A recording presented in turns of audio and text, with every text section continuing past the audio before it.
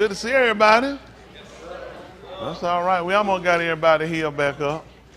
We working on it, ain't we? Few more still down in it. Your rod still choking? I don't know. He's still in the choking business. Oh yeah.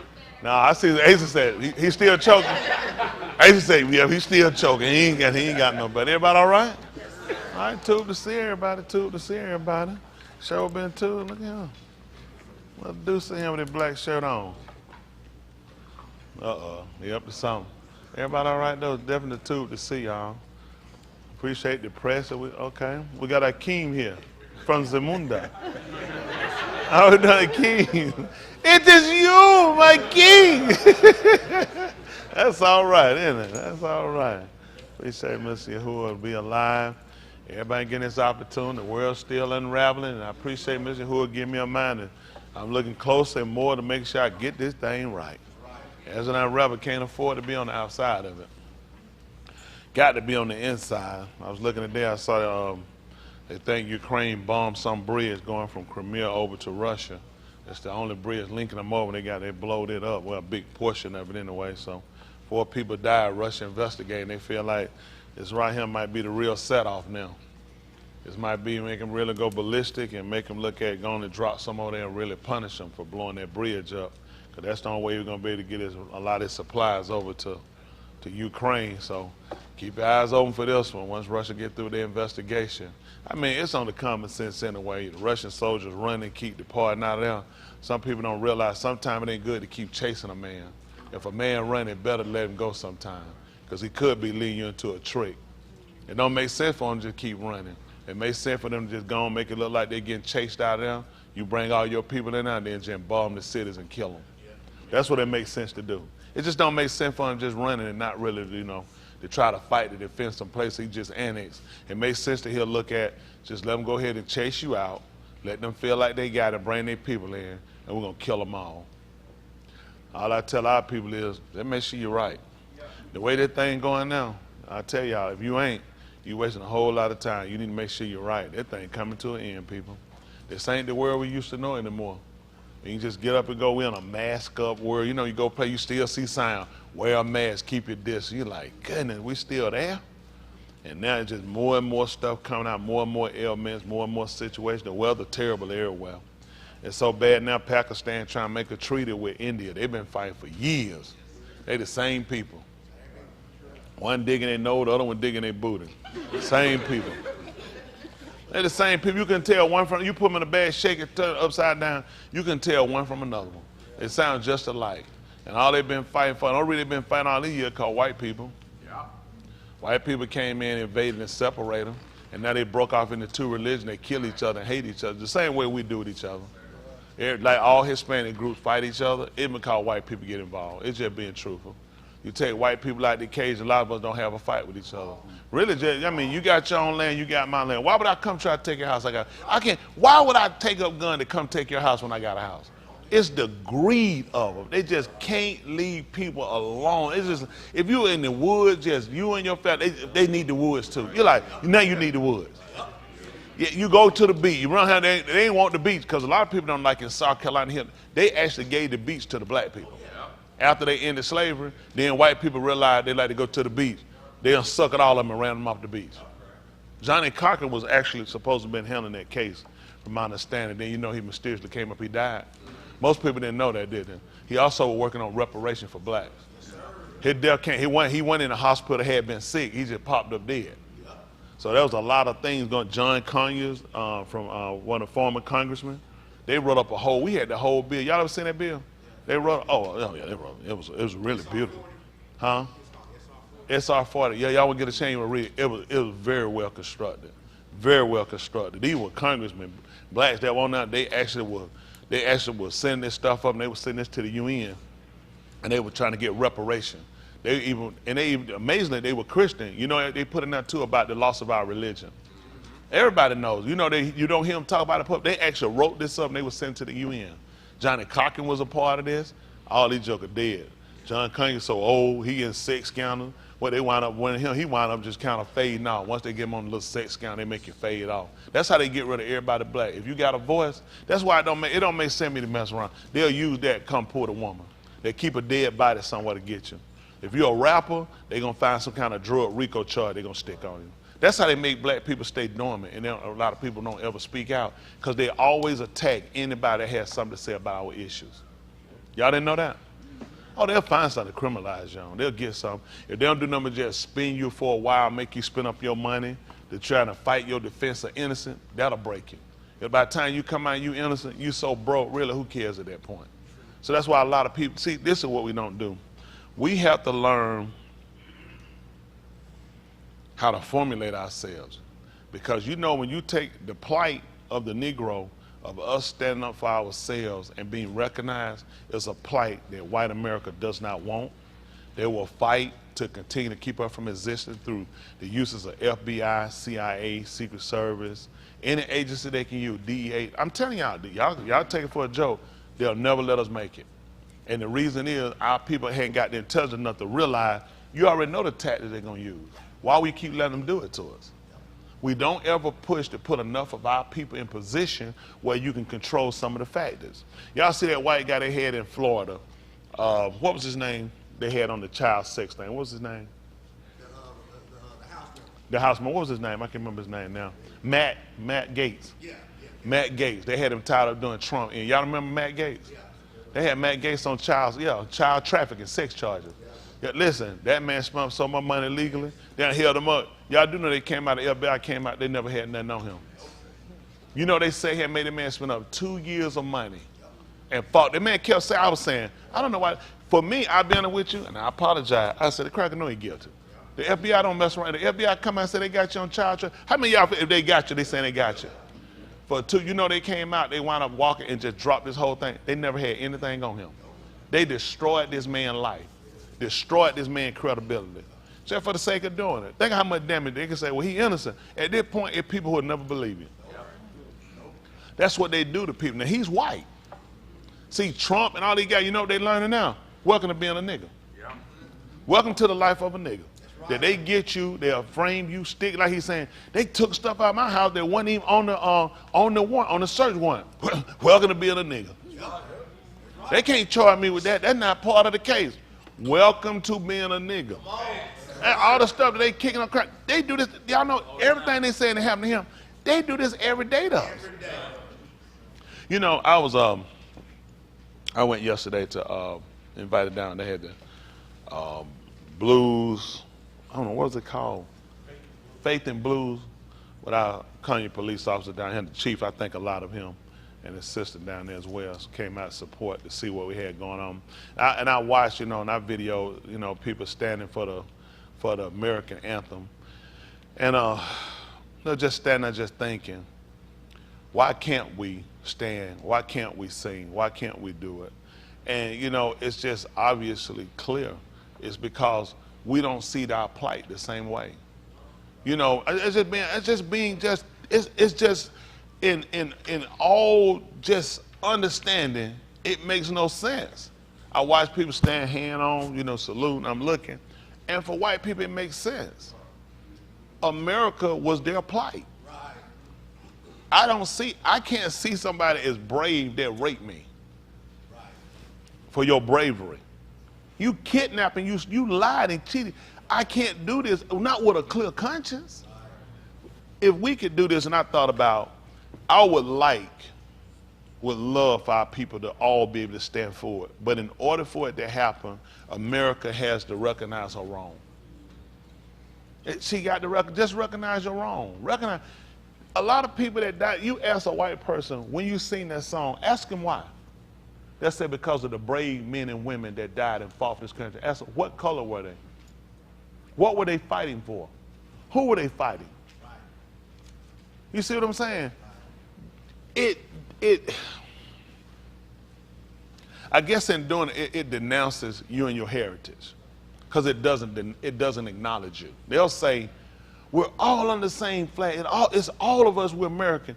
You'll say that when it's time to sing, but you won't say that when it's time to pay up. Check, yeah. You won't say that when it's time for court rights. Yes. You won't say that when it come down to taxation. Right.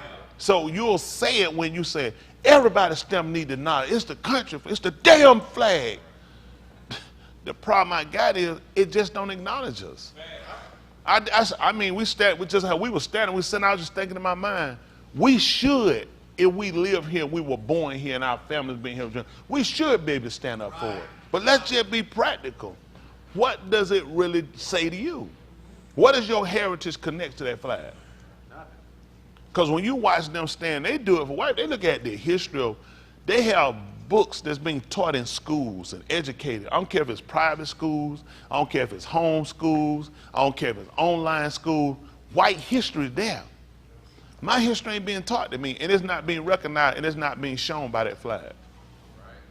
No more than I would get white people to stand up and say, stand up, this is the African national anthem. Stand up for it now. And you know they're going to look at me and say, it has nothing to do with us. And I'm going to say, amazing. Amazing that you say that. They'll say it doesn't denote me. Why would I stand for Africa flag? Africa has nothing to do with me. Africa has no history to me other than bondage and racism and discrimination. This is what a white person tell me. And guess what I say? You ain't gonna believe it. You're not gonna believe it. That's what I see here. And it's sad that we come to a point, as long as we've all been here, black, white, Indian, whatever, just whatever the national, and we still having the same argument on what's black people hang up? What do y'all guys want? We've been here for over 400, we're the only people who ain't first and second generation. Everybody else here is second, third at tops. We what? The 10th generation here? Easily. We're here for anybody showed up, and we still get the dumbest comments about our hang-ups, what we don't like, why you get this, why we don't get nothing. I don't know what white people can even cry about. What do we get? There's nothing that we're getting.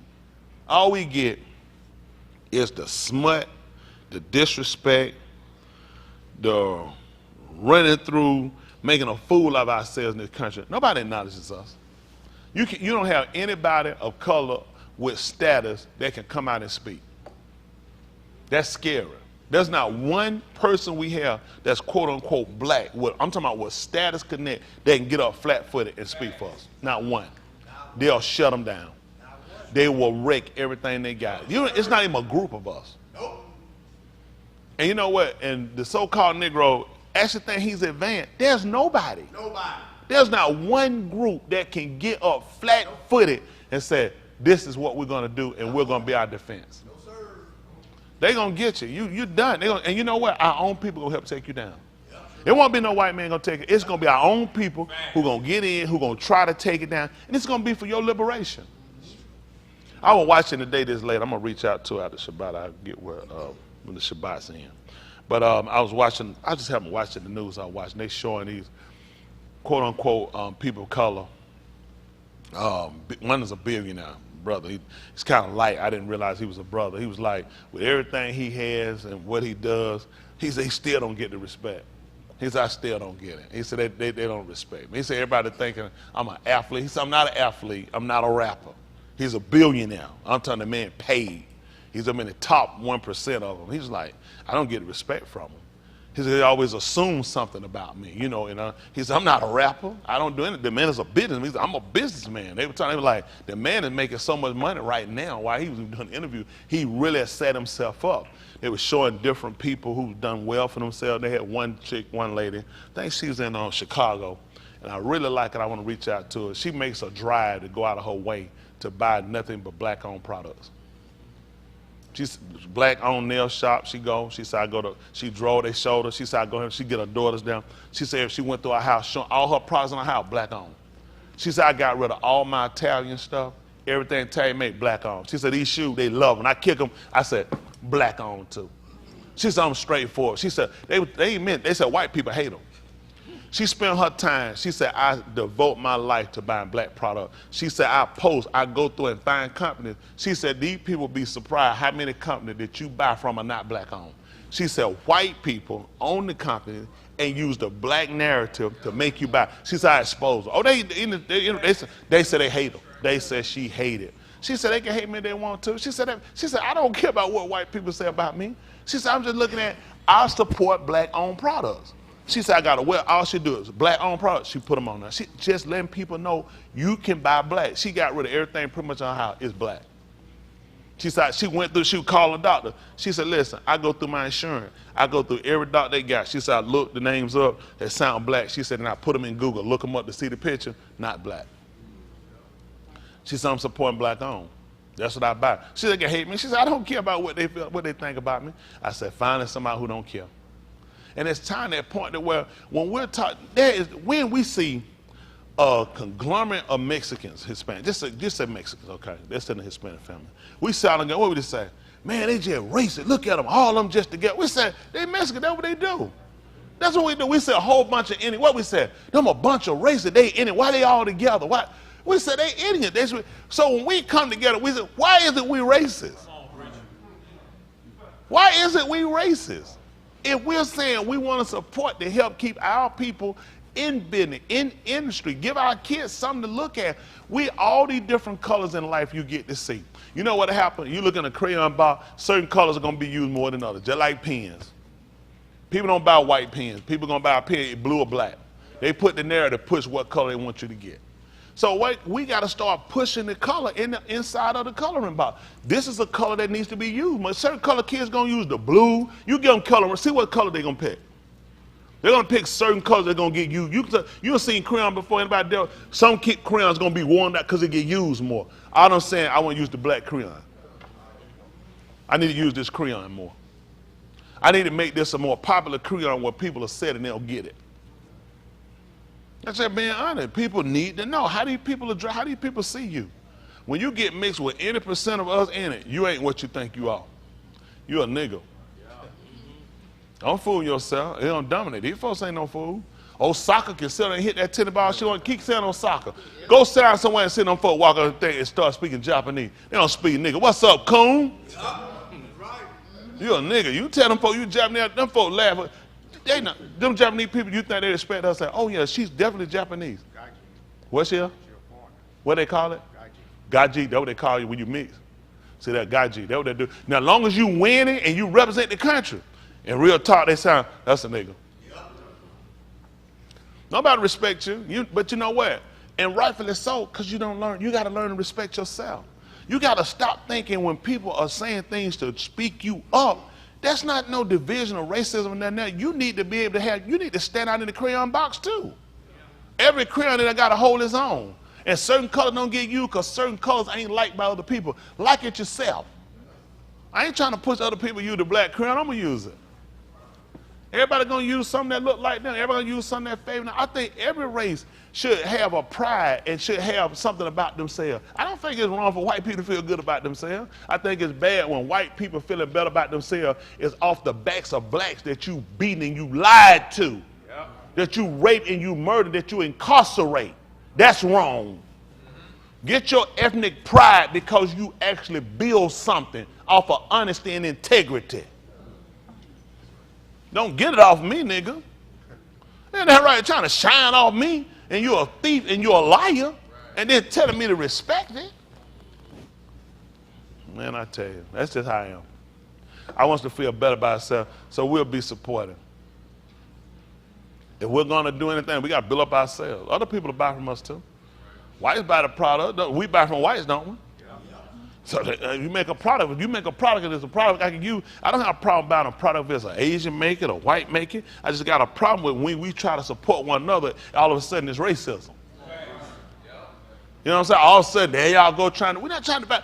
If we don't buy and supply, listen, most black businesses go out of business because they ain't supported by blacks. Blacks don't support, some of y'all don't support. I mean, it don't stop me from doing what I do though. Because y'all ain't my face cover. I tell another man, say, y'all ain't my target audience. Y'all my haters. And ain't all of a bunch of, they my haters. They don't want to see me with it. They like to see somebody with their money don't look like me. But that's fine though, because I don't never complain about it. You can't stop me if you want to. You'll be wasting your time. I'm telling you, they don't even know. I'm a thinker. Y'all see, white man had to do it. He had to sit on the toilet and do like this. I can do it wherever I go. I do it like this, no hands. He had to sit out on the stool and do like this. No hands, I'm thinking now. You know what I'm saying? He got to cross his legs, sit on something. Yeah, the great thinker. I'm not impressed. All I said is a lazy crack ain't working and the nigga doing the work. Now, he got time to shout all that thinking. He need to get his ass up and go to work. How many of y'all got time to sit there and think with your head up against your head, with your hand up against your head? Man, I got to get up and get to moving. But they impressed. That's a famous statue. How many of y'all haven't seen it? So everybody seen it. Y'all done said the great thinker? No. You ain't never seen it? Oh, show it to them. Y'all done seen it before? Where that supposed to be? Y'all done give credit to white men. Let me see it. Oh, man, you got to see this. Woo, brilliant. Then for years, white people, they use this stuff for their credit. You sure when a nigga running, he thinking then. Thinking I don't want that cracker to catch me. Right? I ain't trying to go to jail. I ain't trying to get shot. I ain't trying to get robbed. Well, is that the heat on? Oh no, I heard something running, but it's a little warm. But yeah, I mean, yeah, again, I mean, this is what I look at. I'm not trying to disenfranchise another race. I just don't want to be disenfranchised either. I don't know why people think it's wrong for us to have something for us to support. We don't count on the totem pole itself for purchasing. That's bad. If you're only a purchaser and you're not a producer, you're not a manufacturer, you know what I'm saying? That's bad. That's bad. Like they said, take our dollars, and our dollars need to circulate through us. Let me tell you the problem about that. Let's do this. I'll tell you that. I want you to pass that around to other blacks.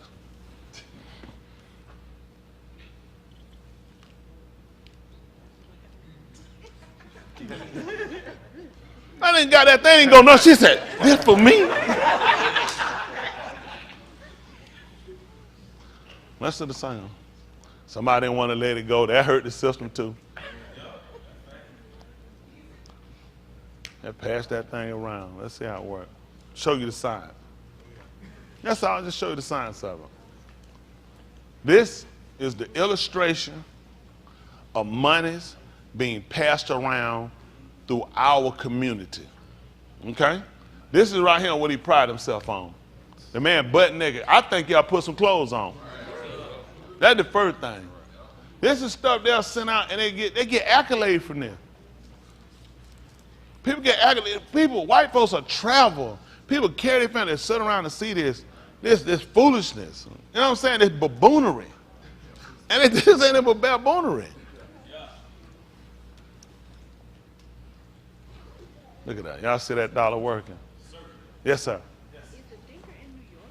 Is who now? Is the thinker in New York? It's the thinker in New York. If they're in New York, son, they couldn't be thinking. If you're in New York, no, they definitely couldn't be thinking.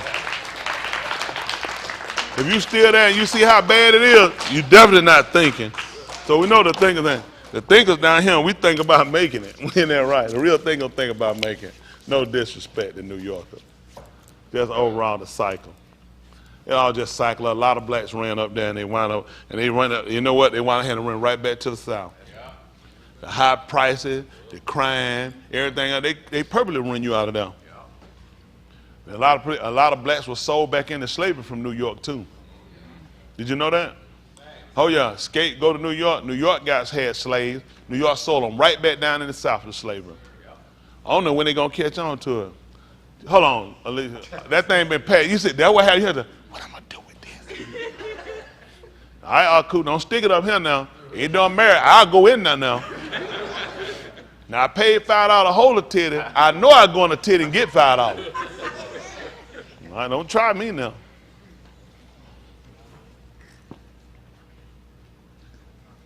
I want y'all to say that. Hey, y'all ever heard that before about taking the monies and passing through our communities? And they need to pass through our hands? We try to do it.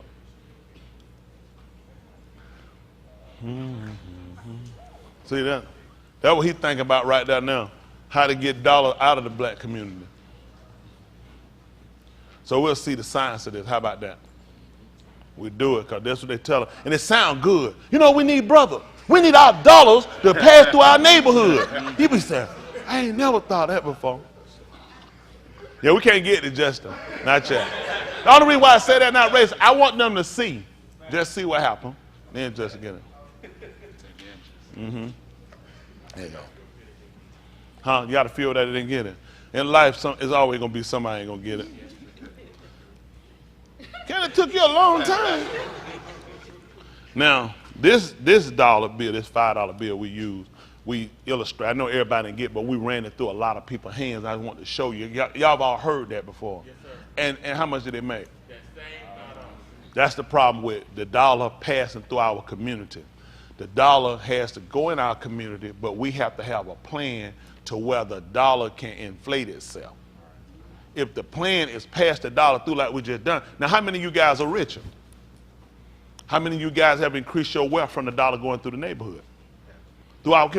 You see, that's the same problem we got now. See, if we don't learn how to put the dollar in our community into the hands of people who can take the money and increase the wealth, then come back and put that wealth and start producing that wealth back in our neighborhood, the neighborhood dies. It's as much sense as when you get like Ari, the male lion, Ariel, the female lion. So typically what their practice is when they mate, is to rear them up, teach them their culture, their hunting skill, because they let them know this is how we survive. Now what they do, once he reaches a certain age of maturity, the male, you run him out. You get him out of there. You can't allow him to stay into the pride because the pride will die. He needs to go out and he needs to take other lands in region and he needs to sow the seed there. That's how they build strength. That's how they continue to grow. If we keep it here, it dies. We have to have people that know how to take the monies, increase it, then come back and put it into the community. Then we let the group, and we got to teach our people how to do it so we can continue to grow, inspire. If we just keep the money there, we ain't not going to do nothing. They're going to do just like it do, come back around, and we right back where we started. This makes sense. I'm just trying to help y'all out. We got to do something else. See, this is what I don't want done. I don't want people thinking we don't want to do business with white people, Asian people, and just anybody else. That's dumb. Your money gonna die. You can't just do business like her. She make her business about all black. That can work to a degree, but the people she's spending her money with are buying product from whites and Asians and other people. So see, their science is a little counter tick. You want to encourage the movement of trying to spend monies with people that look, if they do good business. I don't want to spend money with people because of your color and you don't do good business. I don't want to support bad behavior either. So at that point, we got to start educating our people how to do things and how to get things to grow. Y'all got it? You got to do business outside. The Jewish people learn how to do that. They learn how to do business outside.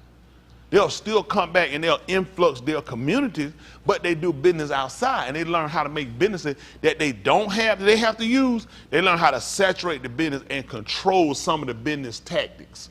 Kroger's, major industry or small? What, 1 or 2 stores? They managed to get a Kroger's over off of North Druid Hills that has a whole section just dedicated to them. No Kroger employees handle this. Only their people. They have to hire in their people who look like them, who know they're accustomed to cut their meat. That meat that sits in that cooler, their meat is to one side. No Kroger employee cuts their meat. Only their people can do it. They bring a Kohan in that they'll call a priest that makes sure it's being cut and wrapped and done a certain way so they can buy in confidence. They have shelving. They don't mix no Nabrisco stuff. No. All of their stuff is products made by their people, and Kroger's acknowledges them. When it's the Shabbat, they cut all the lights off on their sections. Now you can go and buy it, but they ain't gonna sell it to you. They let the Kroger people sell it to you. So they still making money on Shabbat when their hands are off and they still clean. And their stuff stay separated. See, they don't have to worry about picking up, this has oyster sauce in it. This had pork line. We got to sit here and read for 20 minutes. Yep, true. Store finna close. By the time I buy a buggy full of groceries, at 20 minutes, the store gonna close on me. They can go down the aisle and buy, but they have restaurants in there. in the Krogers. All of those restaurants cook till they like it. They let them know. We went to California one time. Remember we went to the pizza place? We was sitting at the man telling, he said, listen, he said, listen, this is what they do. This is a major street, 4 lanes. He said, what they do, he said one time they shut the whole street down and put chairs out here in the street and had service out here. We can shut down a major highway, 4 lane, and niggas finna sit out here in some chairs and have service? They do it. He said, this is what they do. He said, listen, they come in the store, all the stores over there, they come in and they let them know, listen, this way you'll be buying your, he said, I had to change all my cheese. They said, you'll be buying your cheese from him. If we gonna buy a pizza from you, this who you gonna buy. Listen, let them know, you gonna buy your cheese from him. He had to buy all his cheese from them, they ain't gonna buy. They gonna block him. He said, I had to buy different cheese. He's like, yeah, I had to buy different listen, they come to the store, let them know, this is who you'll be buying your lettuce from. All of them are they people. So although they spending money with you, they also making money off you. They making you buy from their people. And then you know what's so bad? They less than us, Chris. Because you don't know how to spend your money, you're not a thinker. You gotta, I'll tell y'all, don't worry about it, I'll tell y'all. What do they have that you don't have? Because you don't learn how to saturate a place so you can start to control it. See, they don't go in one person saying buy no cheese. They look at the drove of people they bring in. And the drove of people they bring in, they start looking at the kind of money these people spend, what these people do. So it's cost effective to me to do what you're saying. They're gonna make money back because even though I'm buying from you, it's not my business. You buying product from one of us. So we making money while we spending money. You know what you're doing? You losing money when you spending money, you losing money when you ain't spending money. How long are you gonna keep doing that? I just want to get us to a point where people acknowledge you, and because you're very intelligent people. You just had nobody really give you no direction. These people have scared you up on your power, you're afraid of what these people can do. These people can't do nothing to you no more than what you let them. You got to stand you defend. You see those people in Iran, they locked up one lady because too much of her hair was showing. She died in prison. You saw it's an uproar and everybody in the world jumping up and they protesting. She was locked up because too much of her hair was showing and she wound up dead. Where was all these niggas around the world around here when Sandra Bland was killed? Yeah, that's right. Where was all these folk around the world when Eric Garner was killed? See, that's what whole world over, everybody, this is all at the United Nations. And they'll let you have George Floyd, but that done soon blowed over. See, you don't care. You can't expect Iranian people on the street protesting their government. Some of them are still dying and they ain't backing out. Niggas get one night of ride, 4, 5 niggas go to jail, ride over with, niggas back to party watching the game. We need to protest their baseball. I know I can tell that he would be hurting my wife. Protest their football, protest their basketball. Don't watch them, let them have it. All our athletes need to know, we're not respecting you when you don't respect our lives. Right. We are the people that pay your salary, not the owners. The owners can't pay you till I buy the tickets. Right. Don't worry about it. None of them will do it. None of them. It's America pastime. You're still a slave. Yep. You pay for your own detriment. That's right. I'm not going to pay no cracker to whoop me. I refuse to pay you. I'm telling you, people of color should be done. We should be pissed with the system. Pissed know what? Not supporting it. I had watch them anyway. Don't watch them. Don't you know these people do, don't you know they do ratings? When ratings drop, ticket sales down, they get paid. I can't pay you no $250 million. You see these ticket sales? Then people got to start asking, why the ratings drop? Because niggas pissed. Yep. There's one Iranian woman come up there, I can't even count how many niggas been killed for nothing. Oh, that's right. That's right. I ain't mad at Iranian, I'm mad at us. Yeah. Somebody that went on the world stage, you in and let it clip in their hair, in protest, in defiance. They burning scars for her. We ought to be burning tail light for Sandra Bland. That's right. That's right. We ought to burn tires in honor of Kenny Walker for Columbus, Georgia, who got killed coming from work. Who did one speeding, wasn't cussing, one irate the police. He was the wrong car. He was, can you imagine? Your car wasn't involved in an incident, he was a passenger.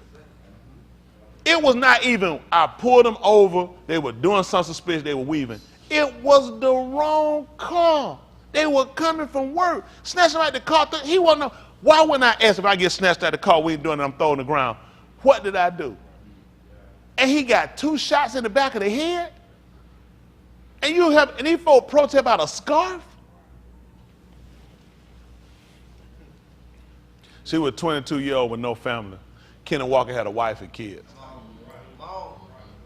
The officer that shot them, he went to Iraq, served with honors. They shipped him out, no termination, shipped him straight to Iraq, active duty. That way he can kill sand niggas.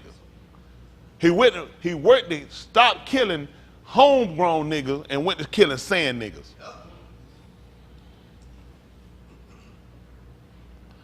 All rise for the national anthem. That's how they get you. So that's the hang up in the problem. And if we don't express it through our action and saying, we're not supporting it, we're not watching it. Encourage more people to do it. But my people love the oppressors. It's the World Series. It's the playoff. Nigga, you a series. Everybody in the world done screwed you. They've been playing off of you since you've been here, nigga. My people don't have a conscience. They think them players on the field care about them. Same player, they don't even let you see. You know who get to see them? People who buy them tickets to sit down now. They let them come in early and they let them meet the players and meet and greet them. They got to do that for white kids. They got days you come in and you can just sit and you do picture, photo op, do stuff with them. They have to acknowledge you because of what you pay. You just a nigga in the stand on the TV. Might give an F about you. I'll give us an F about you. And rightfully so, because you don't give a damn about yourself. Don't get mad with them. Don't get mad with them now. It's you, nigga. Until you respect yourself, till you care about yourself, don't expect nobody else to. I ain't mad with white America, I'm mad with us. Why? I can't get on myself. Why ain't nobody else black talking like this? Why this ain't a problem with my men? Why this not a problem? Do y'all know what a show would be? 1 million black men coming out and putting them juvenile. I come to get my son. I come to get my son and my daughter and take them home. I'll handle them from here. I got it. My daddy can't get nobody gonna. You think my dad came to get me to let somebody else whoop me? Handle me. My dad can't. Here, ready to come get you. I got that. I'll be handling from him. Nobody finna chat time. I got that. He ain't having it. I came to get mine. Y'all got it. Why we ain't going to get our kids? We don't let our kids down. They don't have a future because we're not doing nothing now. Y'all young kids, y'all stand up. Can I stand up, my young people? Tell my young people. Y'all turn around, I want y'all to look at your parents, please, if y'all don't mind. If you see them. Ask them what's wrong. Ask them what's wrong. Ask them, do you heart me? Ask them. I want y'all to ask them. Why would you leave me in this condition? Ask them, do they like these conditions? Ask them for them. Say, do you like how things are going right now? Ask them, why would you leave me in this condition? Y'all ask them. Just ask them. Thank you. That's it. Y'all sit down. Look at them. Now, the parents of all the kids stand up. How many of y'all like the condition we in right now? Raise your hand. Now, you ask them a question we want to hear from. You didn't get an answer. Look at them. How many of y'all like the condition we in? How many of the parents who kids stood up and asked you and looked at you, how many of these kids tell them that they have a fair chance? Raise your hand. The parent. Y'all look at your parents. Look at them. So y'all can see. Raise your hand, parents, if these kids have a fair chance. The only thing stopping them is them. Whatever they want to do, they can do it. Raise your hand. Reach over and touch them and tell them you can. Tell them don't blame you. You've already given them everything they need. Tell them the only thing will stop them in life is them and their fears. Tell them. I'm not trying to cause a divide with the parents and the children. Let's just be practical. You know how we've done things is the way our parents have done things. Just get you through. Get you through and get you out. And then That's the most piss poor plan I ever heard. I realized my senior year graduation sitting now, I didn't have no direction. I was left to go to school and make choices. First somebody said, no, this is what you're going to do. No, you're going to do this. I'll give you options of what you're going to do. Because this is what I'm going to support you to do. I've already navigated. I've already saw this is where you. Why would we let a child decide which way they're going to go? Does a child look at a career that's going to be in existence 20 years from now? They're looking at today. How many people in here agree with what I'm saying? Why would we let them make a decision? It ain't that you guys are dumb and incompetent. Please don't take it that way. It's just you don't know the tricks of these people. These people are set to block you. The average person they finish, by the time you go to college and do 4 years and get out, you will not walk into your field. Very little jobs will hire you after that time. You don't have any experience. So that 4 years you sat, and then they're going to hold you up, but you don't have experience. If I hire you, I will pay you terrible. By the time you can get to where top pay is, I already done hired some more people who done did 4 years who I'm going to screw over again. The whites I'll keep, I'll let them reach top pay.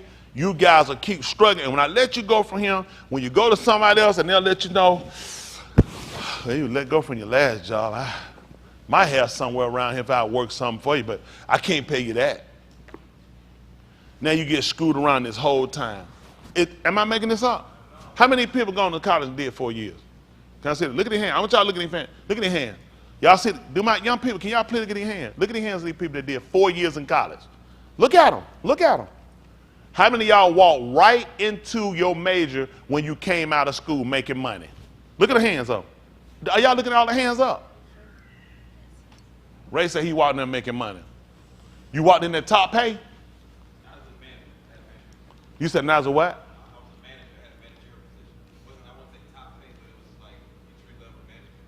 Entry level management. We got him. Who else walked in their field making top dollar?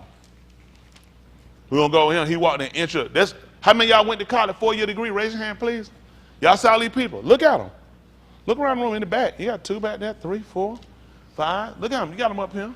Look at them. Up here. You got people outside. How many of y'all walked in y'all field making good money? Let's go good money. Look at the hands. Y'all see all the hands up. Look at them.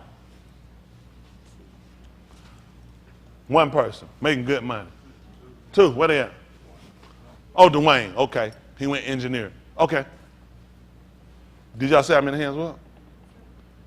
So how many of y'all looking to go to college? 4 years, my young people. Now, anybody going to college? 1. Who else? 2. Let me see your hands higher. That's 3. Look at the kid, huh? So we saw more hands up than y'all had up. Okay? And out of all those hands up, we only had 2 people say they walked in making good money. None of them could raise their hand on top pay. He said entry level. So when you get through with 4 years, what's the chance you're going to walk in making good money? Am I teaching you against college? No, I'm telling you about we have to sit down and strategize to make sure that you walk in and you have an opportunity. The problem we got is you're leaving it to college to set you up, and they don't set you up. Most of these people that walk into these jobs making money are typically people that have relatives that are already high up in these companies, whose family already do something else connected with these people in these companies. And that's how they walk into the job, and they can bring them in and float them through. If you're going to count on college to carry you to walk off into a field and make good money and top pay, it will never happen. That's the case. All college people should have jobs. I'm just being practical with y'all. Don't let nobody make no fool out of y'all. Y'all hear me? Don't let nobody tell you no lies. You control your own. That's a lie. Your destiny, no, your dead end is in front of you. Yeah. We got to tear those barriers down. We got to educate you guys and show you guys and put your plan so you can watch out. You already know where to step before you start walking. It's bad to step in a hole and that's your grave. You ever seen people pulling, y'all ever seen somebody pulling people out of graves? Any of my people, y'all ever seen that? What they typically do with graves? Do what? Bury them in there. They got graves waiting on y'all. You get in that grave, nobody pulling you out. So we have to assign a system that's set up to make sure you guys don't get caught and you don't fall in no holes. We have to design a system to keep you guys going, where you can make good, concise decisions that's going to better your future and won't be a detriment to hamper your future. He's supposed to tell you, keep going. You ain't got to listen to me now. Wait them dead and gone. Y'all go ahead and get these careers, keep running. You'll come out here and say, the old man tried to tell me. I don't want you to say that. I want you to say, old man told the truth, set us up so we won't make the stupid decisions a lot of our friends are going to do. A lot of them go to college, they're going to drop out first semester. After that, the first year, another group drop out. Come home for summer and realize they ain't going to go back. When they say that, yeah, I'm just going to go back in the fall. They ain't going. I'm going to just start next year. Yeah. How many folks done heard? How many? That's usually what happened. A lot of them don't wind up going back, do they? Because they get that break between, they realize, man, I just got to get a job. That's the whole trick of this whole system. Most people give up and quit because it's just too long. You need money now. So we need to set up a plan that while you going for 4 years, how you going to make it? I know you're going to get you a little side job. You're going to work that too. That side job going to burn you. Them papers going to be impressing on you. And before you know it, you get 3 hours, you out. That's your money gone. They don't give you no checks. They don't cut you no money back. You lose that money.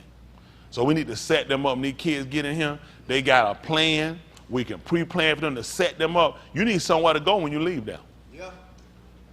You need somewhere to go when you leave them. Okay, I'm trying to help you out. Don't worry about it. I'm just talking around my mind. I wouldn't pay no attention to me anyway.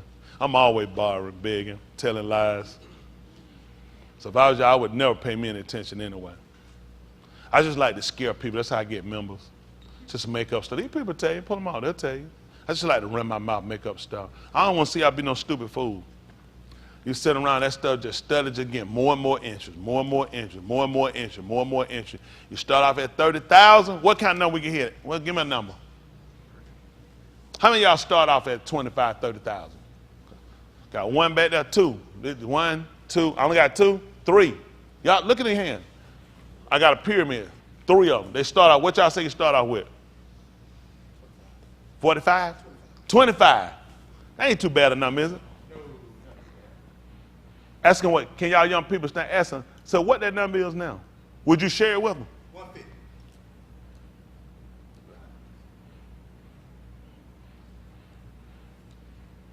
Y'all heard that number? What number he started off with? 25. What's the number now, Chris?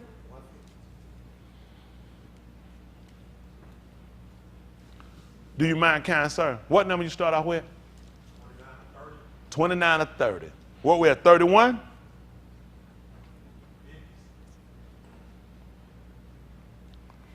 See, the problem is nobody told them. That's why I want to help them. Y'all help me help them. Didn't anybody tell y'all that? You can start off with 25 and wind up in 100. They told you before you got it. Well, he wanted. Did they tell you that? No, the average person didn't know that. Nicole, what number we looking at? 29. Oh, okay.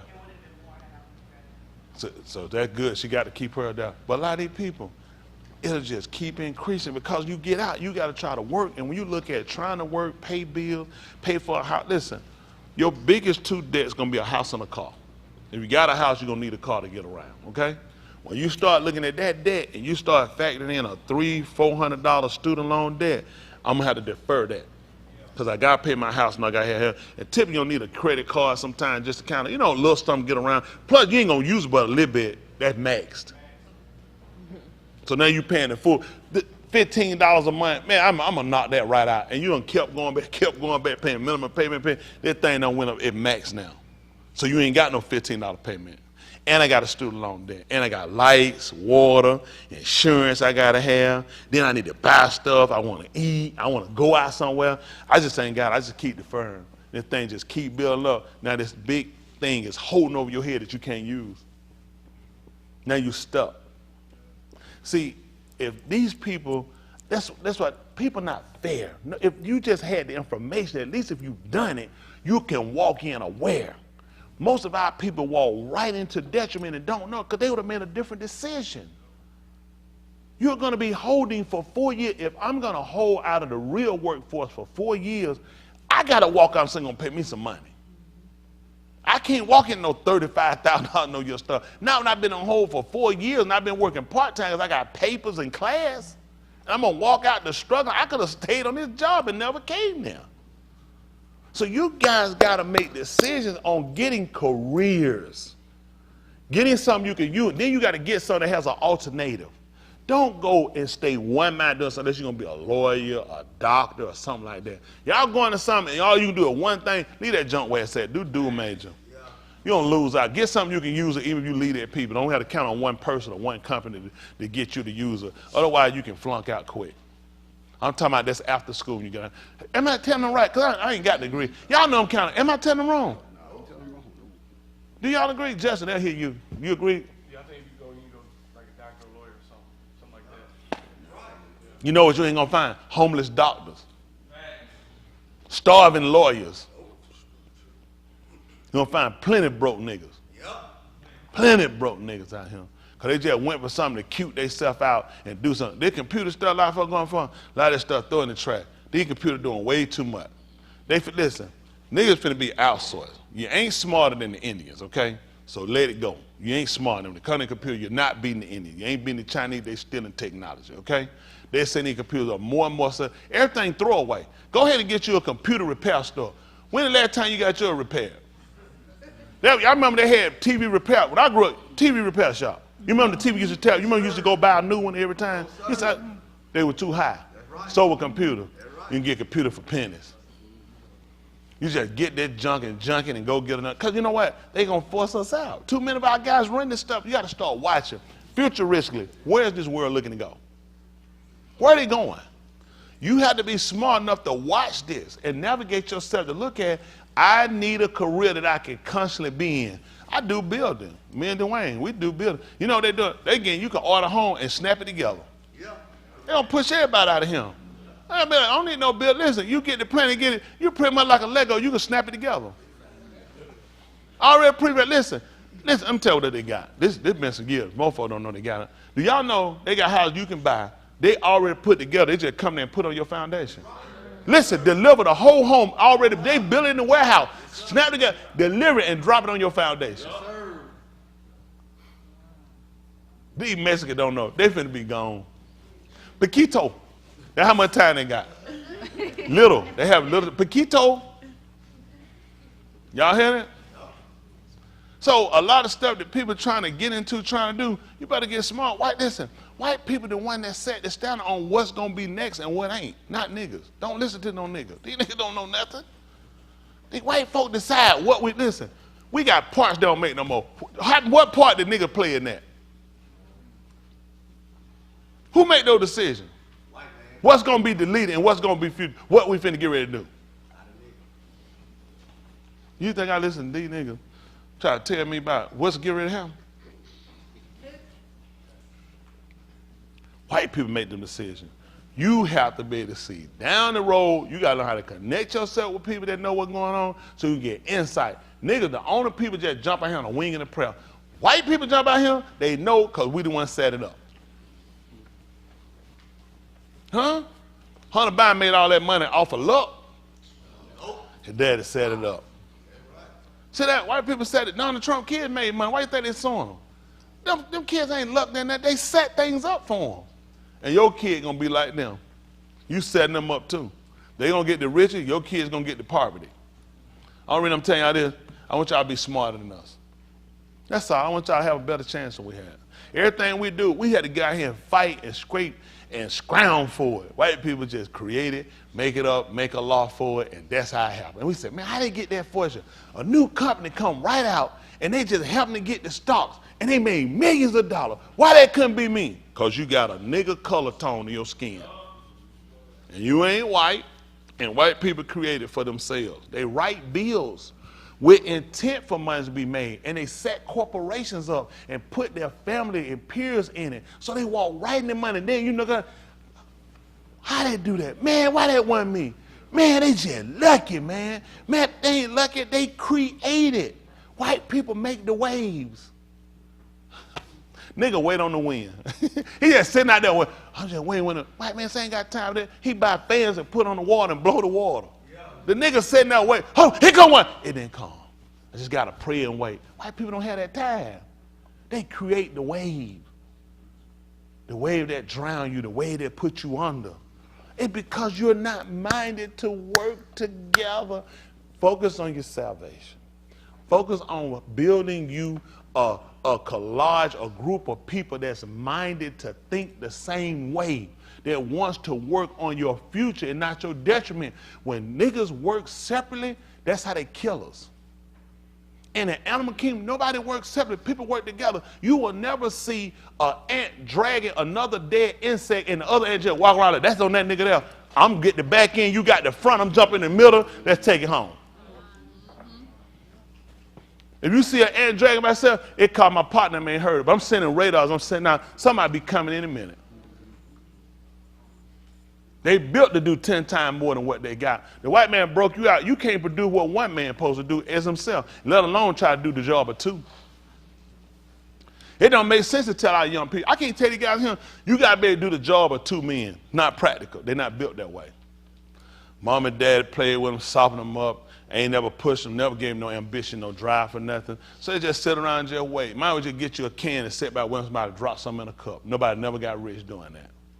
You got to have something. You got to be doing something if you're trying to create something. I'm trying to help y'all out. So you don't waste all that time struggling, beating and bashing your head in for failure. Don't do it. Don't do it. Use your head. Go in with a plan. Sit down, I want you to think through something and make sure you covered your base. It's not impossible that when you create a plan that things don't go that way, at least you just didn't walk out down a wing in a prayer. I refuse to do that. Create a plan. Sit down and see how logical and practical it is. Let's sit down and let's examine and let's look at other alternatives so you got something else that you can do if that falls through. Okay? You go to these people, Breezer said, I don't have no plan B. He told me to come to salvation. That's totally different. In life, you have to have another alternative if something don't work. If something gets hindered, you need something else set up. It is, y'all all right? Y'all know that, who are winning? Maybe he'll just let me stop talking like this. Because I say I waste a lot of time with y'all guys. There's some people out here that would love the information, who will do the right thing and do something with it. Why y'all think we in advance? Y'all young people, please listen to me. These grown people not, y'all understand me? These grown people are the enemies. They sitting here, they're telling you they know this, they're not going to do anything. They're going to stay in their same situation and they're going to put it on my backs. They're not going to build. They're not going to push you to build. They're not going to sound really pre-planned to push you out. They want you to fail so they can look and say they can keep blaming the system. Get out of the system and create a system so you can stop failing. You're going to fail in this system. You're going to fail in the school system. You're going to fail out here in society unless we create a system that's built for you to make it. I mean, I'm making because I slipped through the cracks. That's how I'm making. I slipped through the cracks. He know he can't hold everybody back. The ones of us that make it, we slip through the cracks. Yep. Yep. You learn, you got to know people. That's how you got to move out here to do it. By the time how many people you run into just making it? You got to know somebody. That's right. You got to connect to somebody. People form allegiance. That's how you make it out here. You can't make it by yourself. You'll get a couple of them do a little something. You'll see for yourself. Don't slip and fall now. You better get your connection. That's right. People with money make connection with other people with money. Something happens, they got to be able to hit somebody. Broke people can't do nothing for you. They pray for you. Say your prayer. I'm going to go get a loan. They connect themselves with people they know. I know somebody can call, I can get it. White people never pray. You think Donald Trump going to pray? No. Donald Trump know people. That's right. You pray for things that are not even possible. How many of y'all believe in prayer? I believe in prayer. How many of y'all believe it? Raise your hand. All right, let's do this. Close your eyes. We're not going to ask God. We're not going to ask Jesus. We're going to ask Yahuwah. Yahuwah, please give me right now, if you will, through your being Yahushua Mashiach, $10 million. Amen. Check your pockets. Look in your wallets. Look in your pocketbooks. But somebody mean checking. Why the other ones ain't checking? No, it ain't there. It's not practical. It's not practical. Does this mean Yahuwah does not work? No. It just means what you ask for is not practical. What's it? When they read the book, it said you have not. Why? Because didn't you ask? Why don't you have it, nigga? Because it's not practical. It's not practical. What are you doing that's conducive to produce $10 million? Wow. See, I could assist if you were doing something that worked in the area toward that. Because this is practical. They got you dreaming of something that's not practical. Let's go, me. You know me, blame the white man. Put everything on them, but I try to move on and keep going. I try to move on. So if y'all hear me start talking about it, that means I'm done with it. Let y'all have it. All I want for y'all guys, for everybody, I want the best for y'all. I want y'all to come out here and have a fair chance. Every one of these kids, y'all deserve a fair chance. You need to go out there. If I walk in, let me borrow it for a second. If I go in here, and they ain't going to be able to, of course, sometimes people going to know somebody. You turn this way. Of course, sometimes, and that can happen. But if you and I are competing for a job, and I feel I am just as qualified as he is, I want it to be that if I get a rejection letter, or if I get hired, it was typically off of my merits. Not because every time I come in here, they already had him picked. And it was a time wasting, which means I could have done something else. If I knew the cards were stacked, if I knew my days were numbered, I could have done something else. I want to be able to have the chance that if I go in here and present the best Tony Smith that I am, I have a real chance of getting this. Not cards stacked that gives me every time I go. That's all I want for y'all. That's good. I don't think nobody will just give you something because I don't believe that. I think you should have to compete. It teaches you to stay on the edge. It teaches you to stay prepared and learn how to keep your skills sharp for what you're doing. And that should happen. People just handing you things ain't good for you. Y'all got it? Yes, sir. But I think it's not fair that you should go out here every time and everything is stacked against you. That there's a collage of people working against you to hold you back, to make you give up, make you quit, make you turn to crime and poverty, to make you get on drugs. The average of our people out there on drugs ain't on drugs because they chose drugs. They got on drugs because they were frustrated. Know our plight. The average of our people out here not just drunk because they just learn to get drunk. A lot of them wind up getting drunk because they were trying to get over their problems. Right. How many times you don't get the door slammed in? How many times you don't get fired? How many times you don't hear we not hiring? Till you start looking for another out. Yep. That's how you create drug users. A lot of white kids go because their parents got some more money, they influx some more money. They say, let me try something. Every nigga get on it because he's just frustrated. And then you know who he getting more criticism from? Another nigga. I don't smoke dope. He ain't got to smoke dope. I don't drink. He ain't got to drink. What's the circumstance? What if I played a part in your parenting? While I locked your dad up, he got life in prison. And your mom had to struggle. She ain't never at home. Your dad in prison with life. Your mama got to work, and it's 5 of y'all. So she got to work round the clock, night and day. What's gonna be your success rate? What you figure? Success. My dad in prison. My mom raising 5 kids. What's my success rate? Well, I don't have. Hold on, come on, y'all. See that they'll give up. Why not? This is America. You have an opportunity to be whatever you want to be and do whatever you want to do. Y'all telling me my chances ain't greater for me to be a success? What about y'all? These guys, they buy it. What y'all think? I can make it, excel. Why not? See, you don't know that. You need to know that the system works to divide the home. They work to divide the black family and all these other minority families. They look to break them up. So now whites look like they're more successful. They don't show you the rates of white families splitting up or breaking up. They keep those numbers down. They show you the numbers of us. So you look at, why you think a lot of our people don't get married? For what? So I can get divorced? So I can be separated? I stay by myself. That's what they want you to do. That's another tactic to break up the family.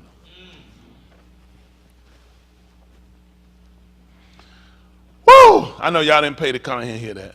Y'all can't have fun. That's why I said this week I'm trying not to preach this week coming up. Just talk my little bit. Now, it don't make sense because I make people sad. I made people have to sit back and they got to consider. They need to start thinking for themselves. And you ain't come here to think. You came in here to do the same thing you've been doing. Close your eyes and pray and wait for $10 million to come, and you've done nothing. As much as you're waiting to be saved, what have you done? What have you done to that salvation makes sense to you? See, I don't want you to just take what I'm telling you out there. I want you to consider this is the way you operate in here. As illogical as it was that you closed your eyes and called the right name and asked in his son's name that you weren't getting $10 million because it made absolutely no sense. It made absolutely no sense that you're going to be saved and you're doing nothing that's conducive to salvation. I want you to think in here and out there. They got us trapped. The absolute religion are slave religions. They gave you a book that told you servants obey your master. How many of y'all read in your book? Do you know what the original word was? Slaves. Slaves. It was slaves. Servant? When was a slave called a servant? It actually says slaves. Slaves obey. So who you think they were talking to? White people? White people gonna read a book. Slaves obey your master. How would this speak to me? Just what they tell you read a book. It says slave. Find me the translation. Show them. Slaves. And you tell me who the book was made for. Then you look at the condition of the people that look like you.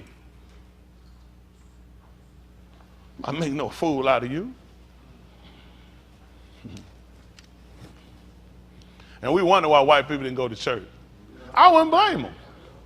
That don't make sense. They ain't even talking to me.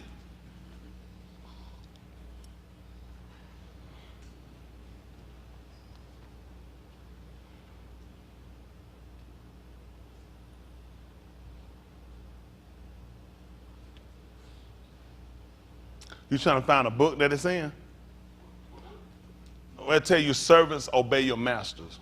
They should tell me Ephesians and 1 Timothy they call it. It's right and say Ephesians should be 5:20, 6 and 5. He's saying. Oh yeah, I want to see it. Rich is telling them slaves.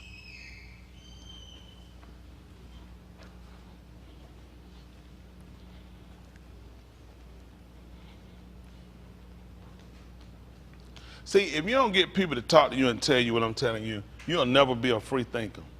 I don't want you to fall asleep on me. I want you to fall. Listen, me awakening you guys ain't for you to fall asleep on me and say, well, just trust everything he say. No, I want to put up here so you can see it for yourself. At that point, I want you to check everybody.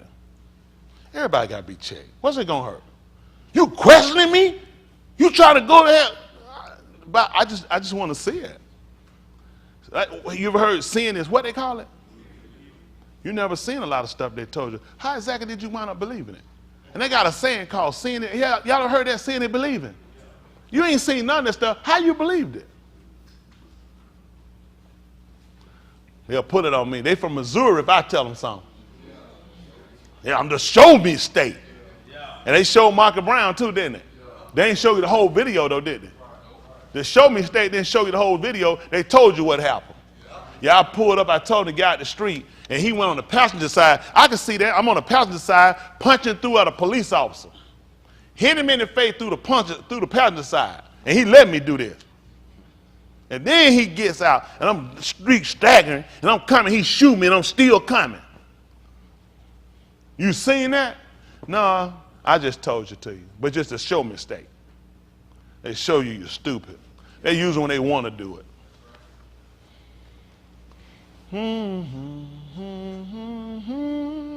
No, put slaves. Slaves, obey your masters. Slaves. Listen.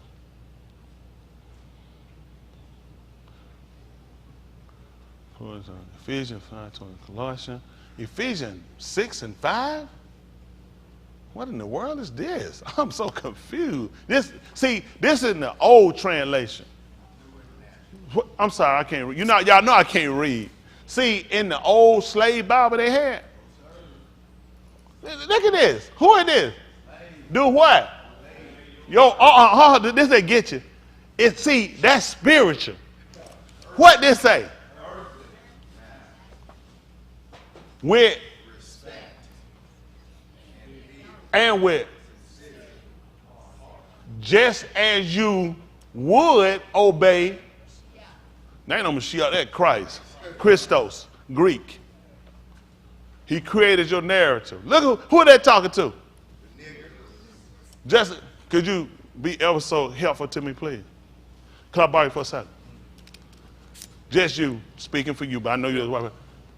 Honestly, what they say, who would you be a slave to him that this would make sense to tell you this? Can't think of nobody. You nobody?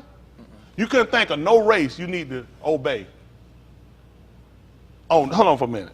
How many races on the earth, y'all? We came in.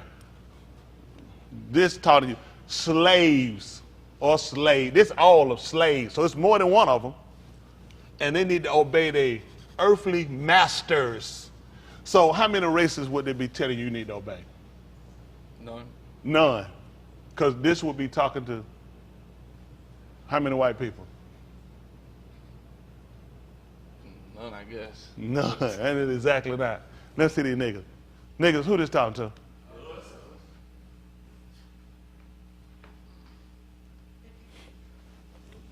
I'm sorry.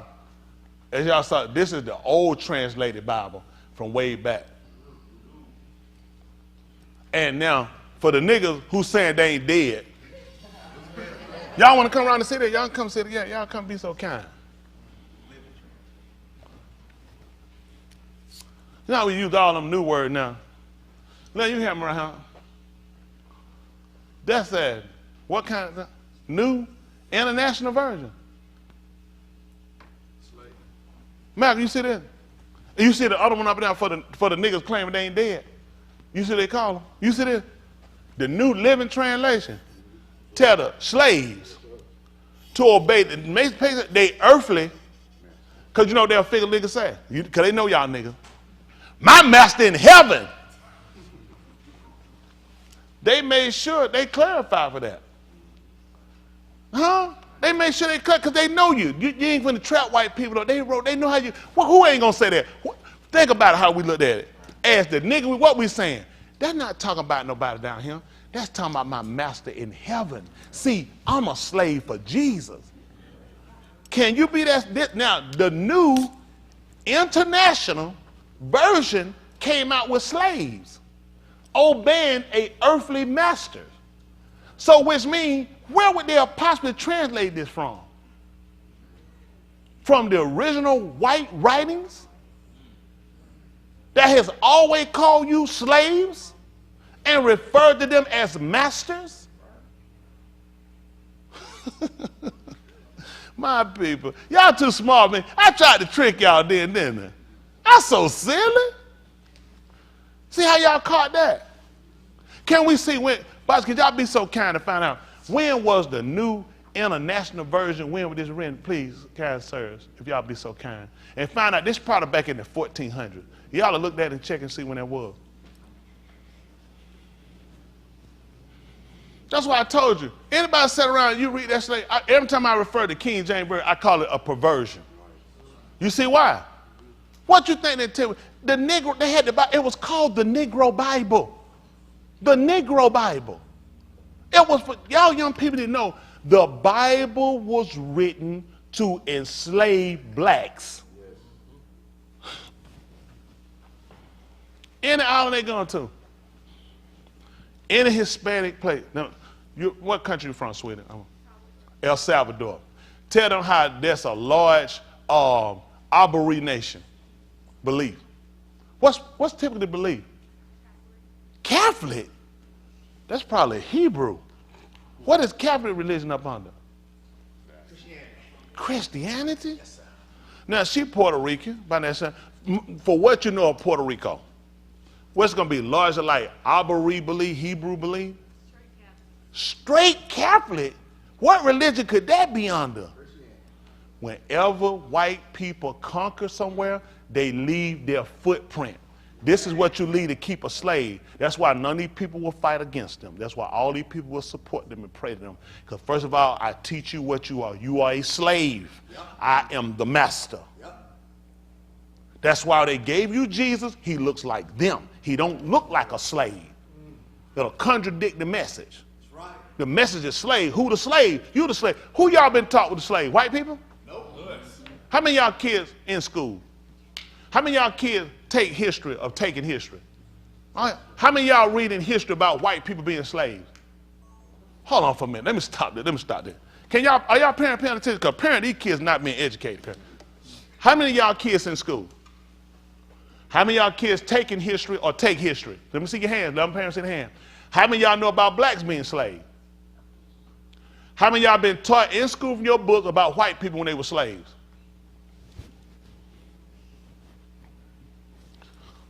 Now, according to all these young people in here, that tells you they don't even teach them history of white people being enslaved. So how could that book be possible talking to them?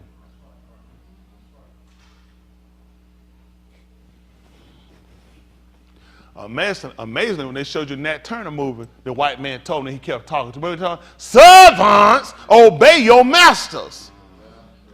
Remember the Nat Turner, he pulled it on and let him know it was time for the nigga to shut up. They like for me to shut up, but unfortunately, I just ain't got no hand in my ass. So if I had up there, they could do that, they could make me do that. I just typically just like, I reject it. I want y'all to be thinkers. I want y'all to sit around, I want you to do your research and know for yourselves. It's going to make you better. Everything you need to be told, or everything you're told, you need to know something about something. You don't need to be told everything. Some things you need to have a heads up on it. See, they have an advantage. You don't have one. You have a disadvantage. How you going to win? The most popular religion for a nigga is Christianity, and it starts off with a slave obeying his master. And where you supposed to be going to? If you got into heaven, like the slave got in the White House, got into the big house, did he get to sleep in the master bed? All you'll be doing is cleaning up, nigga. If I got to go to heaven to clean up, I'm good. Somebody get mine. I'm not going nowhere to clean up. That's crazy. What do you think that religion was teaching me? What I saw let me ask you, if I'm slave obeying my earthly master, then there's another master I got to go sit up here. When I leave slavery? Yeah. That's how he gets you. Because nobody really, y'all people, is anybody thinking right now from looking at this whole thing been a trap from the start? Yep. This has always been a trap. What was your advantage? If I just pray, old folks pray and hold on. When you hear white folks, because you say your grandmama used to take you to church, do you remember they used to tell you, son, just pray and hold on? Your grandma was religious, was more religious. She really wasn't, but she went to church. She went to church, but she used to tell you about, you just got to pray and hold on. Just trust him, it'll work out for you. No. And everything. You know why they laughing? You hear them laughing. Yep. Y'all ever heard black folks say that? Yes, sir. You see this? This is how ridiculous you are. Why wouldn't his white grandmother, who he went to church with, why wouldn't she have taught him to pray and hold on? Why wouldn't she tell him, Palmer, everything gonna be all right? If you just trust him.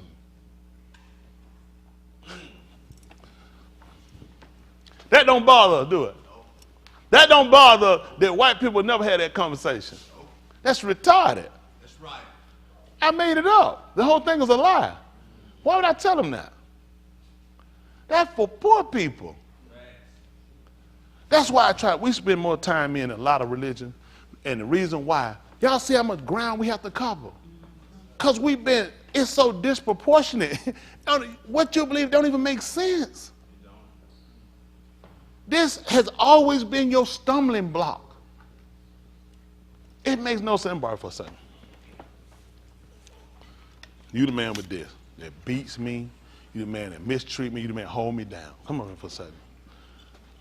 This man, they're tight. I'm behind this man right now. That man has been holding me down. That man has been raping my family, killing me. That man done everything wrong to me that I could think of, imagine life. But the God in me just won't let me do it. The love of God just won't let me do it. That makes sense? No. You tell me this one white man been holding all of us down. I got behind it. He done put that thing down, everything. Can you just sit down right there? Because you finna go to sleep. You going to go to sleep. Man. You going back there and go to sleep. I can't get into heaven if I do that, though. I'm trying to go to heaven. I got to think about myself. You know what kind of psychosis involved? This man is going to heaven. This man is going to heaven with God. That I've been taught to love and serve. This man has beat me and stolen and raped me and my family. And God just won't let me do it. Because I can't get in. I watch him take Eric, who wasn't working fast enough, and cut his arm off. I watched him take Eric kid, his little daughter he loved. He cried. He begged. Him and his wife begged. Drug off and sold him. But if I took it upon myself to take this man's life, God wouldn't be pleased. God was good when I was beat. God was good when my mama was raped. God was good when his daughter was gone, everything else. And God been good with everything. But if I, the victim, the oppressed, did anything to man, I can't be saved. What that was you put on top? Look at all this. Look at all that looking at. Slave Bibles. That's all they got. That's all they got. They can hate tongue slip all they want to. I ain't told y'all no lies. That's right. I ain't told y'all no lies. That's crazy. Why God wouldn't do nothing about that? Why God wouldn't stop and let that man keep it? You want to keep your daughter. He wanted to keep his hand. He ain't going to go to hell for none of that. None of them slaves, no, they never talk. Y'all used to get them think about white folk going to hell, talking about white folk going to hell. They don't even get you to think. Like, you don't talk like that. Shut your mouth. You don't talk like that. That's right. You let God decide. Probably looking, that sound far what I'm saying. They programmed us like that. I remember saying, little kid, you out, white folk, you come from church. White folk ain't been to church. White folk, you trying to figure out, why I go to church? That white folk, keep your mouth closed. Keep right. You don't even talk. You can't even talk about it. Got white folk look at that. I created for you, nigga. I made it for you. They know we ain't quite all the way stupid, so they realize we got to cycle some of ours through there, so that'll make them say, if it was wrong, white people wouldn't be going. That's how they get us. They own people don't even realize they've been misused. Oh, what they said we got here, Boston? Hold on, let them hear you in the mic so people hear. I don't think I'm making up. Y'all tired of me? No, sir. All I want y'all to do is to think. That's all. Y'all check behind. You got to look at, if they never cared from the time you met them, they never cared about your welfare. So why wouldn't you care about yourself? They said here, they the original Negro Bible. You found something for us to see? Yeah, this is the Holy Bible for the Negro slave. Oh, for the Holy Bible. Of 1807. Oh yeah. Oh, you think I know the Roman number? Now I'm trying to see what the scripture, what they call it. And they call it scripture, make it sound religious to you. I don't pay these people no attention. What chapter? He just went. It's chapter 6. This is a slave Bible, but in this version, most of the Old Testament is taken out, is omitted, so that the slaves can't really see how they fought back, how they resisted. Yeah. So they took it out. That's right. So that's what this will show. But when you start getting into the New Testament, it still will say the servant part versus the slave. But I just wanted to show the Bible that the Negro slaves owned. They was the only version they was not to have. Yeah, I think England was a part of that. Correct. They actually let it in the West Indies. This is what they used to control the West Indian slaves. They kept them oppressed. George Washington was known for that. When he was considered to be one of the worst, cruelest slave masters ever. White people complained about how terrible of a slave master he was. How bad is that? White people complain about how horrific he treated slaves. And that's the father of your country. I know, they don't know. They love him. He would take the slave and he would threaten to send them to the West Indies, where they would really punish him. That's why they came up with that Negro Bible and they put it on them. See, anything that had anything about a revolt or a fight or deliverance, you didn't need to read that. You didn't need to know nothing about it, because I don't need your mind thinking on it.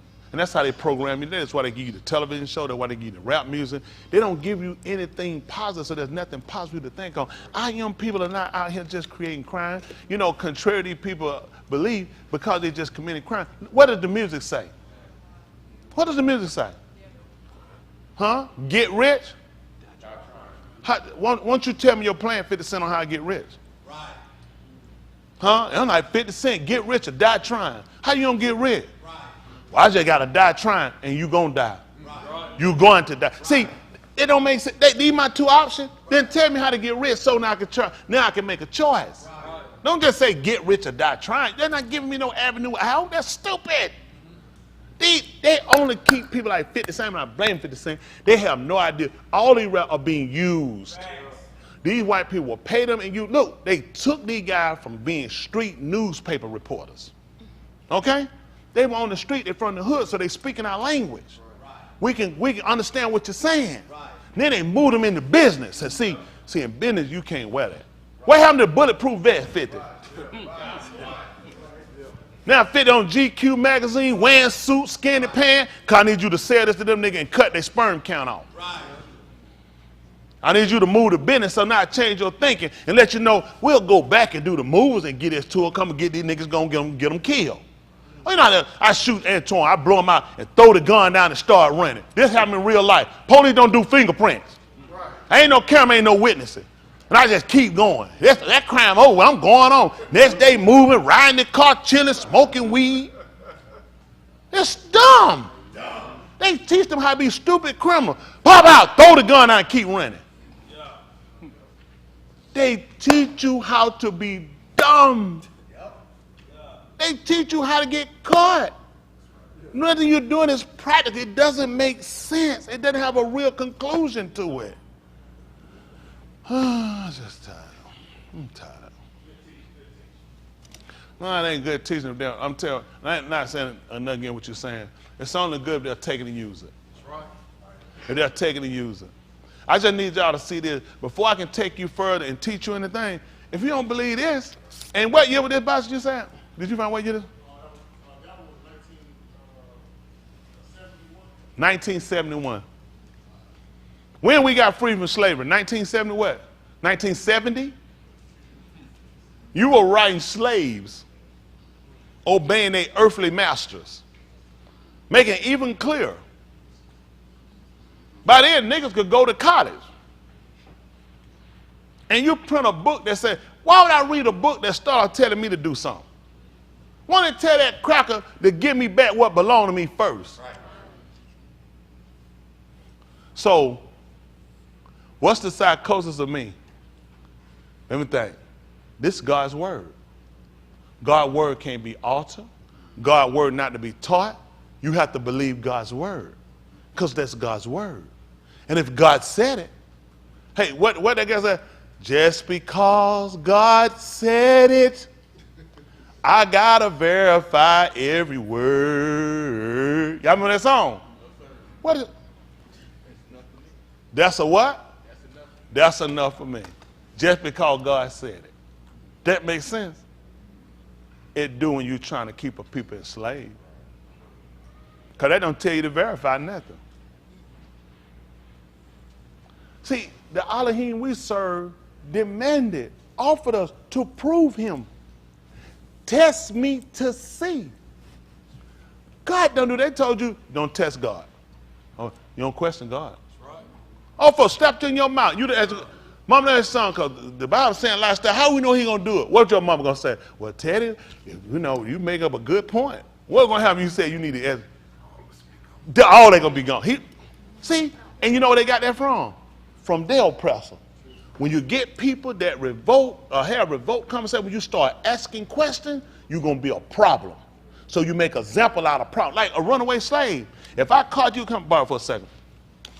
You just ran away. These folks seen you run away, right? They seen, now I done came and caught you. I'm not gonna kill him. I gotta bring you back. Oh, I can't bring you back like that. You gotta hobble a little bit. And you got had these chained together. Got to hobble, leg hurt. You got to be bleeding. Head got to be hung over. Hang down, head down. He got to, because, see, this is the appearance. Y'all seen the nigga run away. He ain't look like that. This is what happened when I go get that nigga. That nigga hobbling. That nigga cuffed up. He beat, and I tore his shirt off, too. And his back beat up. Now, y'all finna see me hang that nigga. Now, once y'all done seen me hang him, you good now. Ain't done. Who next to escape? That's how they get you. See, you got to do that. See, he would that. See, if I killed him out there and came out, oh, I killed that nigga here out there. How y'all know that? I don't know that. He might have got away. You ain't catch him.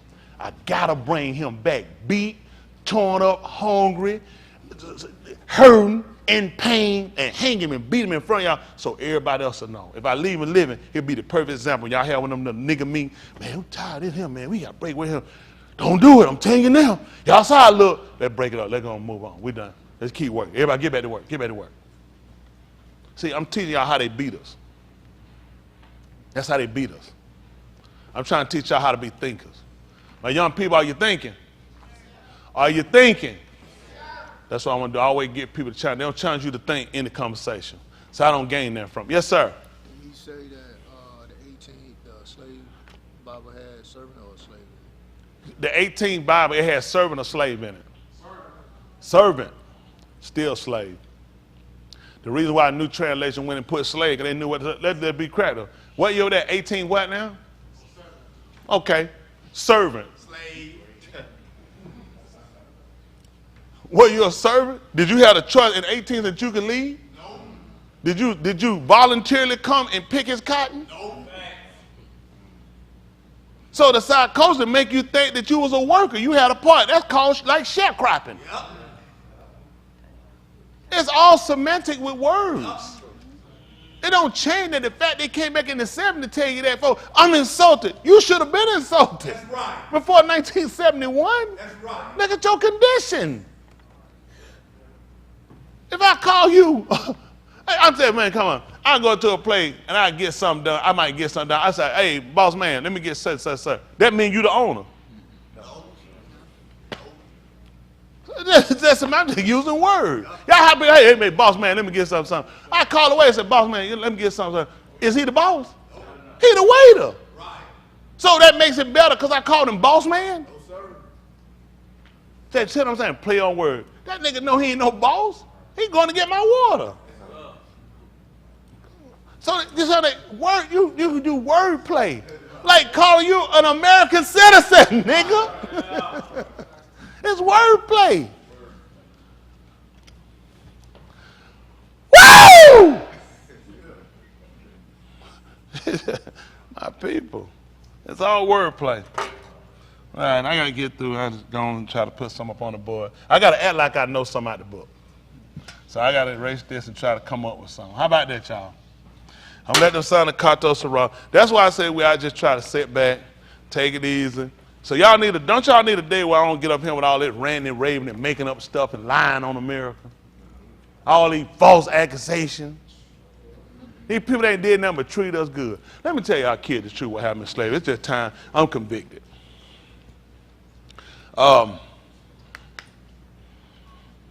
Years ago, back in my late 1700s,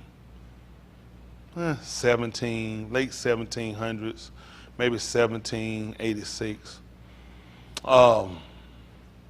Slavery was a paradise. Black women wore dresses and pearl necklaces, white gloves, high heel shoes, and they would sat down on the picnic trees with the kids and all, and have fun and play. And the slave master would give them all. They take vacations like 2-3 weeks at a time, every other month. And the slaves actually came out better than the slave masters. They would wind up owning their houses. They would let the white master sleep in them sometimes. Then they would predominantly stay them and they would put the masters back in the shanties and let them stay down there. They would wear the raggedy clothes like that. That's how slavery really was. And I just been making all this stuff up the whole time. Now, how many of y'all kids that stupid? That's what I thought. Good, good. Don't ever let people tell you stuff stupid. Y'all got me? Don't let people dumb you down. All right, there are no good ends to slavery. Right. There were no good benefits. It was exactly what he designed for it to do, to let us see we had forsaken him and he had forsaken us. That place was never designed to make you like staying him. It was to drive you to try to get you back. That's why things don't work for us the way we actually want to work for a majority of us. And it don't matter. I ain't suffering at the day. I ain't begging nobody for nothing today, but I still don't like it. See, most of the niggas that get complaining broke. They can't do nothing, use it for an excuse. I don't have no excuses. I just don't like it. I don't like it one bit. I ain't gonna never be satisfied with them. I ain't gonna never be happy with them. Their system will never make me feel good about it. I don't care what I drive, what I buy, what I eat, what I wear. I'm never going to be satisfied because it's not my home. It wasn't never designed to make me like it to be here. It was designed to be the worst condition ever so to drive me to want to get home. I won't forget it. I won't forget it!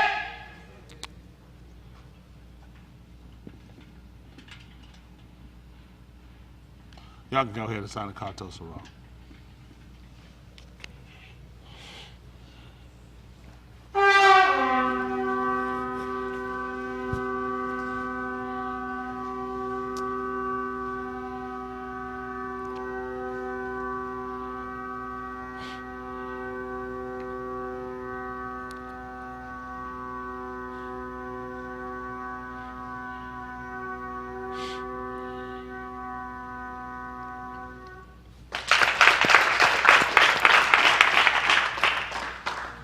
All right, here we go now. Now we gotta love everybody. Let me ask you a question.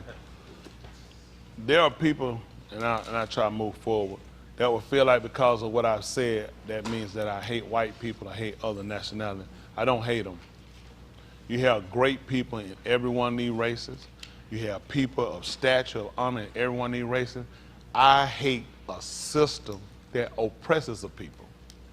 I'm not, and for me to hate a system that doesn't, it wouldn't be right for me to oppress anybody else. Because of the fact, and you know, for people of color, sometimes we bad about that. We forget. That's why we were taught certain ways of how to treat people. And it always went back to, don't forget, you were slaves in Mizraim. You were in bondage, you were held there, you were kept there. And now we've been released, or we working toward our release, because if we don't, they wiping us out. We extinguish them. This system designed to extinguish us, to get us down. And you know why we still him? He's trying to get it down. He only gonna take a few people. And here in America, it won't be but a few. I talk to so many people, color, and the mindset of people, you just try to figure out, like, what changed? What do you think changed him? This is the same place it been when your mama and them was here, your dad and their father. Nothing changed. You got people today that are saying stuff people said hundreds of years back. It's like, how you let that come out your mouth? Nothing's changed. We're dealing with the children of the parents of the people that brought us here. We're not far removed from these people. I'm dealing with your child. I'm dealing with George Washington child today. I'm dealing with Thomas Jefferson child today. Benjamin Franklin child. That's who oppressing you now. All these people can show you and trace back. Go and trace your family. How many of y'all can trace y'all family back down to the time of George Washington now? Thomas Jefferson, Abraham Lincoln. They can. Purposely. Purposely. They can. They can trace their back to the Mayflower. The Santa Maria, the Pinta. These are Spanish names. These white people can trace their stuff all the way back to John Smith and Pocahontas. They know the first Indian they banged, the first Indian chief they killed. They keep records so they can keep themselves built up. You have nothing. Nothing. If thou poor is their information about you. I got to fish through it. Like a Mexican trying to make it in America. You swimming through mess. And how I keep the turds off me? Tell me how to swim through sewage and stay clean. Can't do it. Impossible. I see something coming. I turn like this. Man, you in it. You in it. I'm going to jump in the pool. There's a big, large turd been laying there. And I'm going to jump out. That turd didn't get on me. That turd was in that pool. It got on you. There's no way. It's designed to keep you down. Why with this we wouldn't unify? All right. All right, let's go. Romans 15:4. Listen. For whatever Nikata before, For whatever soever was written, Nikata for our lamed, that we through endurance in the comb of the Ketubim might have tikva.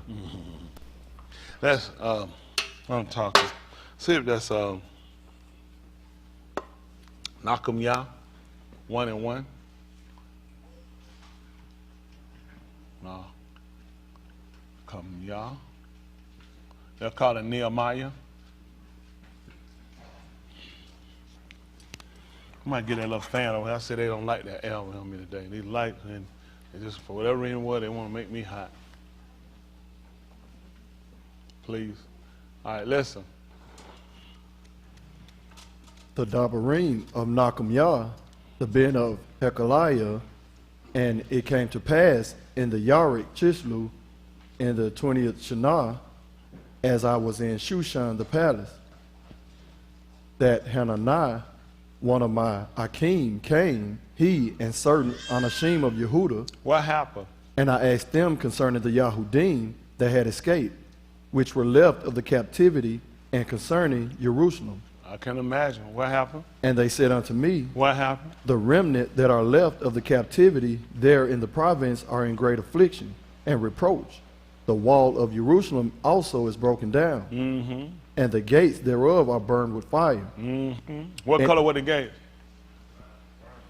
They were black. You can't burn, they're going to be brown. You burn, it's black. The gates were just like them. They were black from the top to the bottom. Come on.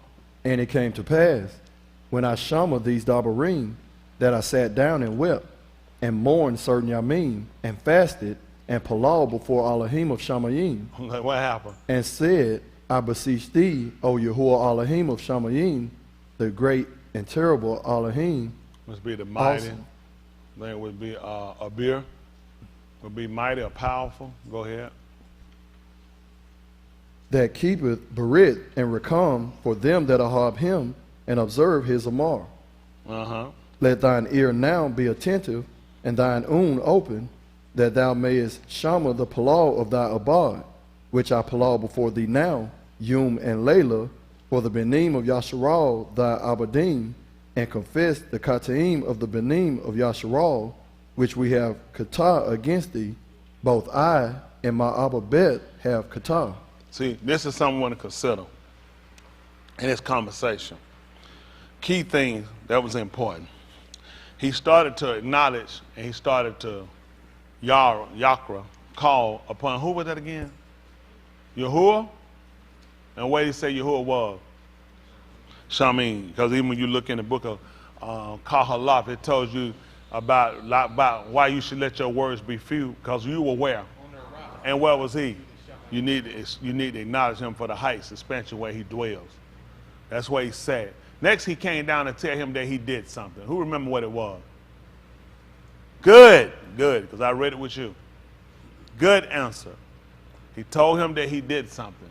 He told him that he keep his berit with those who ahab him and keep his commandments. This is why the people were in distress. He acknowledged and he confessed not only their kata'im, he said, I have too. Which is similar to what the Kohan would do. He has the first offer for himself, then for the arm.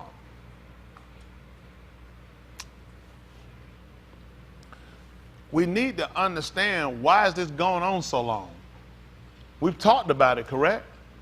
Let's get to healing. We never get to healing. That's the problem with the so-called plight of the Negro. We can't ever get to healing because we don't know why we actually sit in our condition. He said that he keeps it. Back me down a little bit.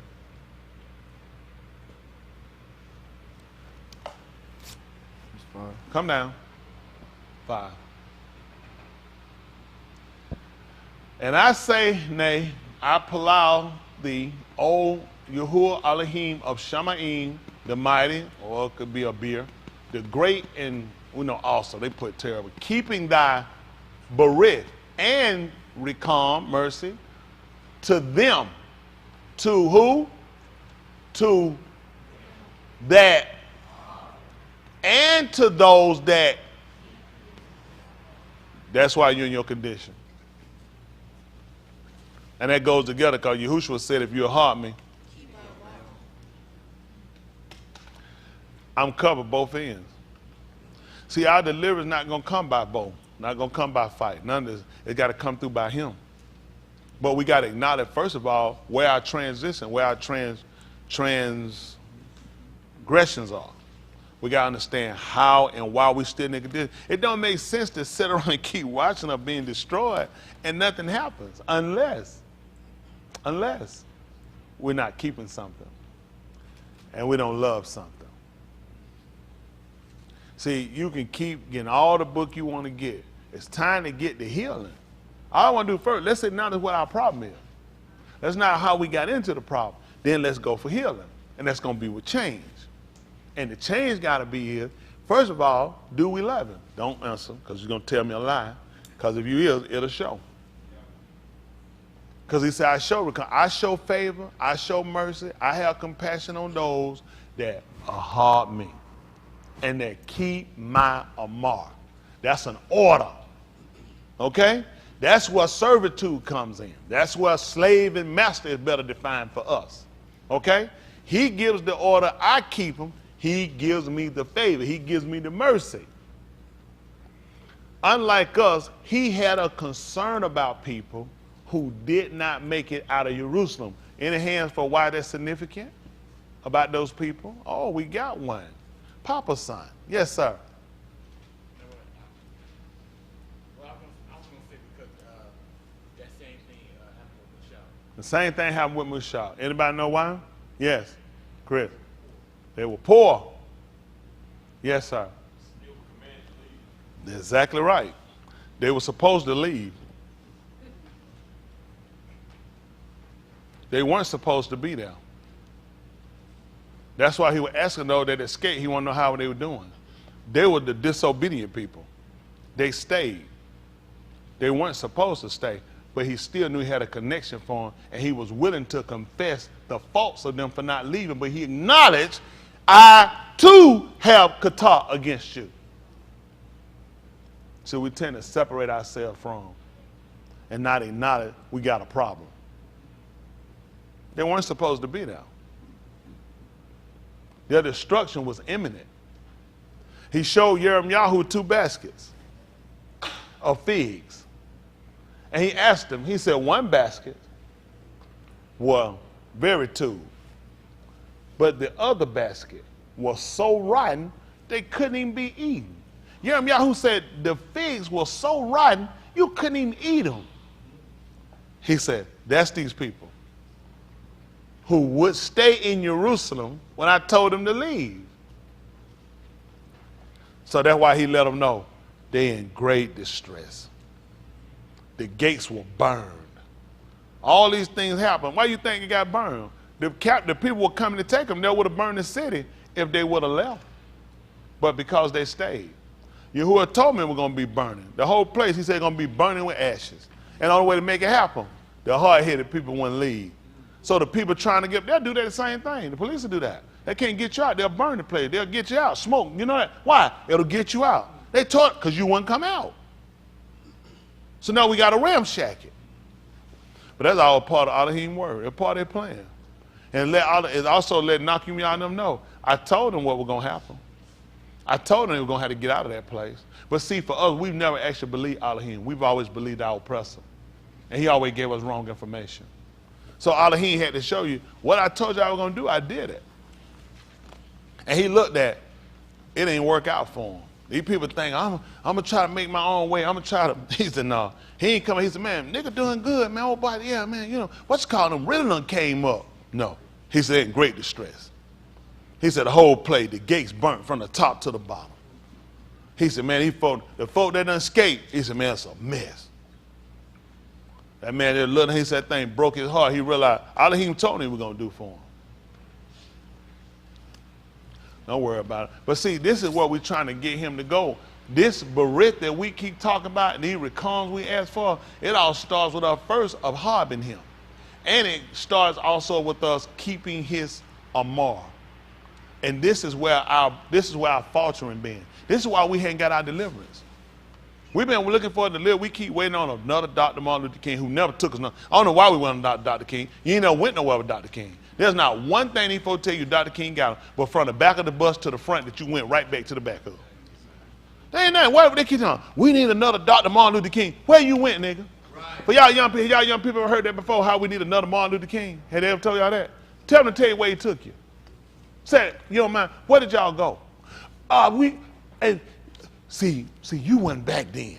I know. You were and you here now, and you ain't seen nothing different. He ain't move you nowhere. Because it wasn't designed for him to move us nowhere.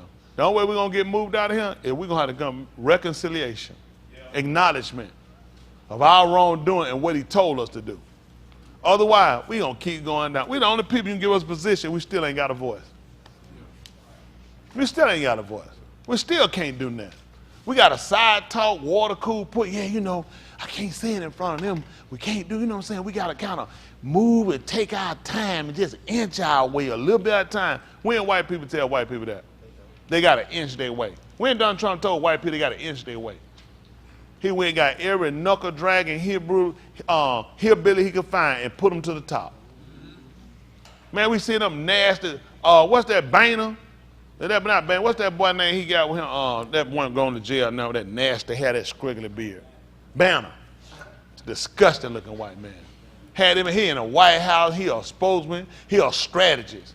We never seen these barbarians until he got enough. He brought all white people back like he told us. Let's make America great. Anybody better than being over a nigga. I'm just telling you, this is where you at. And I ain't mad at Trump, I'm mad with us. Because we don't care. Come on, let's go on down. You put me down where I was. What we left out, verse 8? Where y'all left out, 8? 7. Still at 7? All right, so come on. We have dealt very corruptly against thee, and have not kept the Amar, nor the statutes, nor the mashpat, which thou Amar thy abad Mushah. So, why were they in that condition? Because some evil spirit came on them? Some white man disenfranchised them? Why were they in that condition? So did it make sense just to confess that they had committed qatar? It made sense to confess it and then say what you've done. Acknowledge what you've done. This is why we don't get healing among ourselves. This is why things never change, because we never admit it. I did a lot of stuff wrong. What wrong?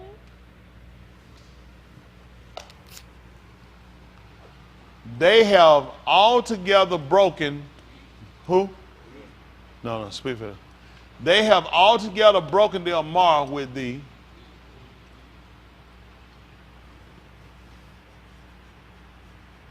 He was one of us.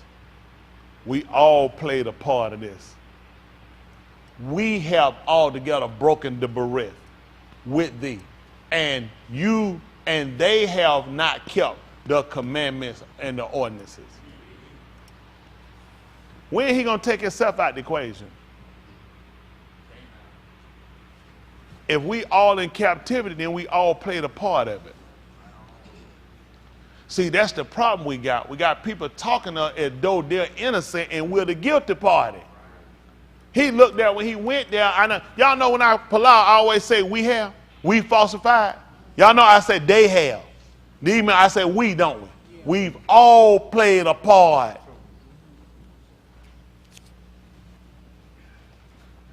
And we have not kept the Amar and the ordinances and the mashpat, the judgment, which thou didst thy Mushah. Let's look at something. See the 26th chapter right quick of the book of Uyakra. They call it Leviticus. 26. Jump down to 15. Let me see what I want.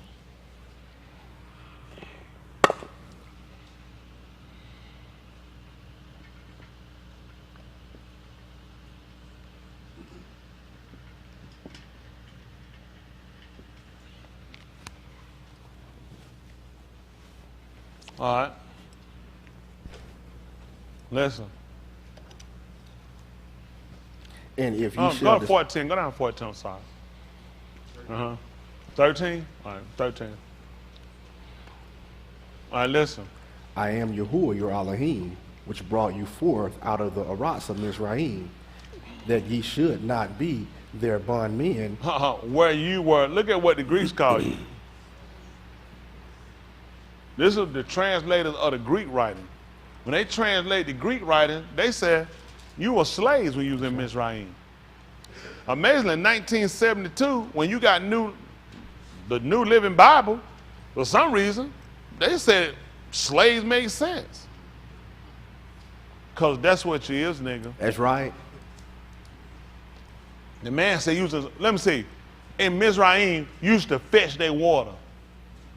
In Mizraim, used to build their houses. In Mizraim, they used to kill your babies. In Mizraim, they used to beat you. Yes, sir. Now, what's your status in America, nigga? Slave. Slaves.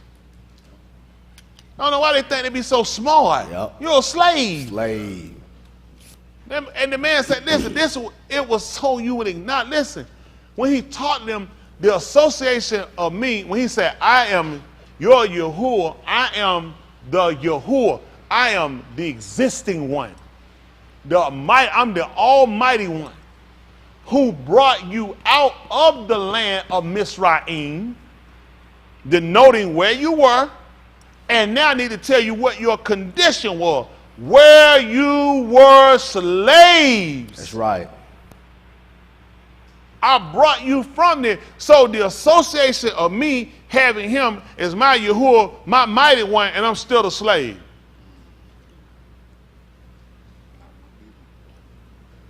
When they came into the acknowledging of the Shem, the name, and knew what the name was, they were getting ready to leave. Why are we still here, nigga? Good question. They learned that Shem, they were coming out. Yes, sir. That's why he would constantly keep regurgitating over and over, I am the Yahuwah, your Elohim. That is the connection that you and I have. I am your Elohim. If a woman tell you that she's your wife, what does that mean? She belongs to you.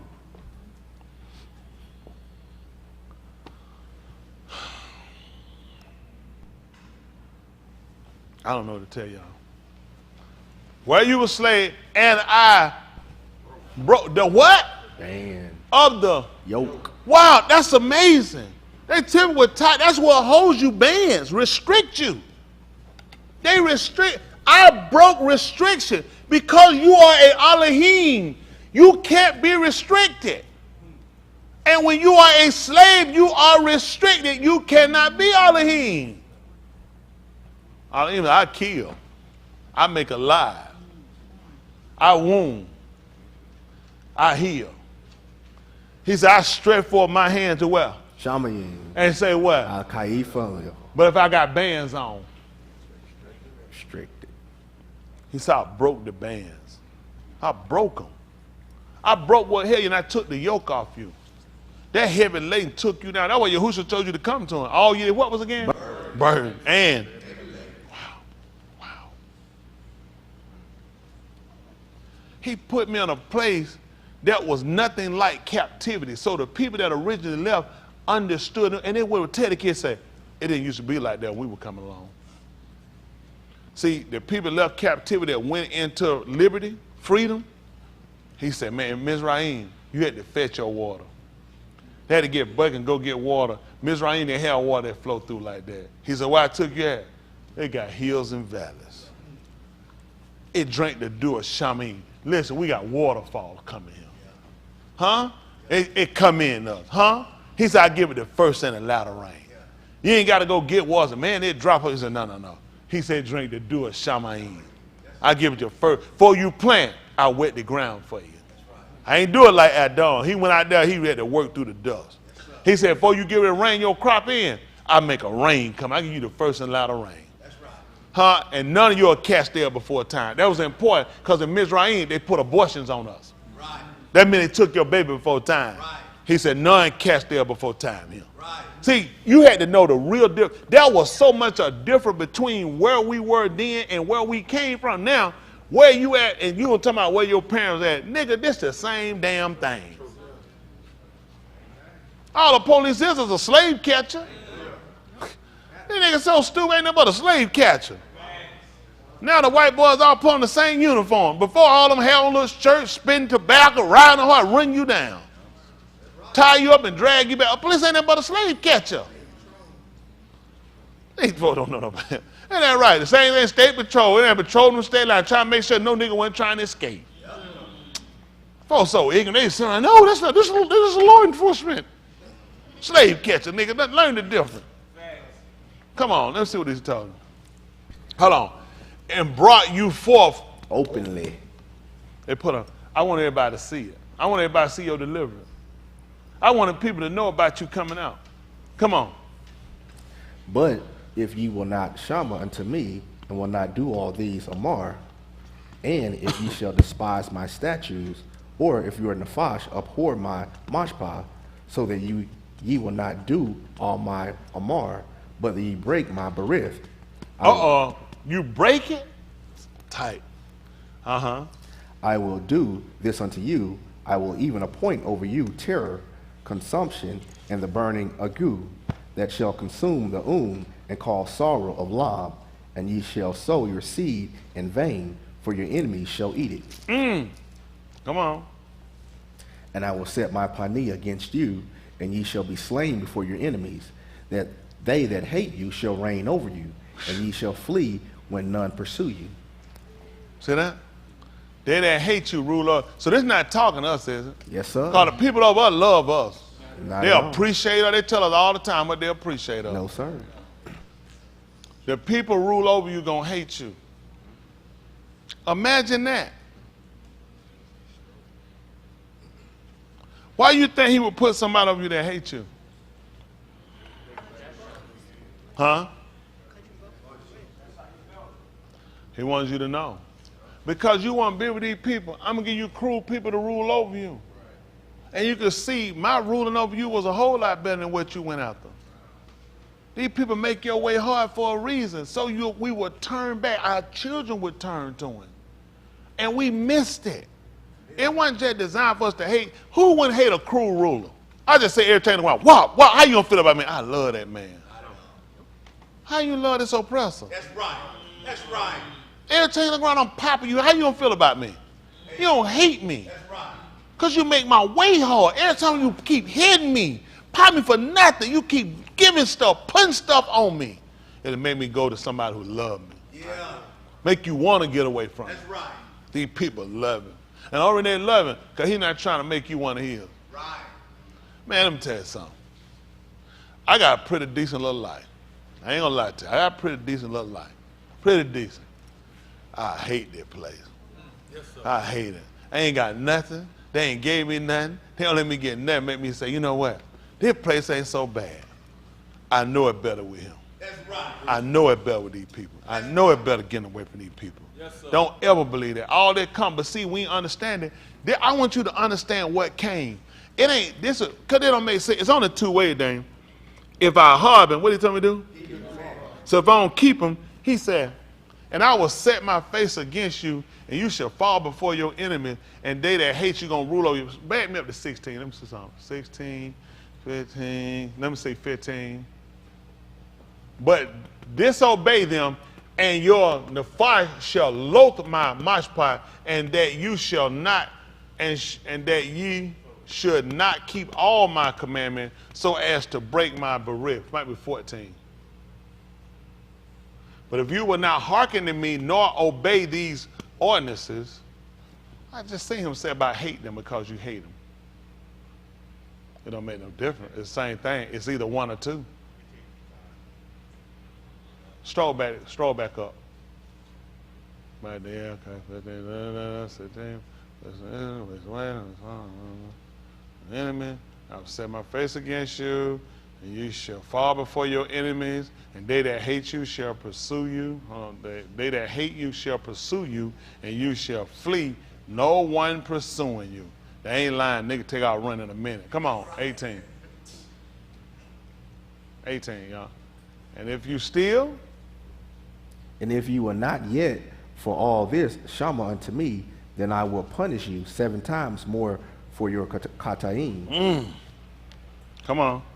And I will break the pride of your power, and I will make your shamayim as iron, and your arats as brass. And your strength shall be spent in vain, for your land shall not yield her increase, neither shall the ots of the arats yield their pari. Let me ask something before we move forward. When I ask, I'm sorry, I said ask, come in.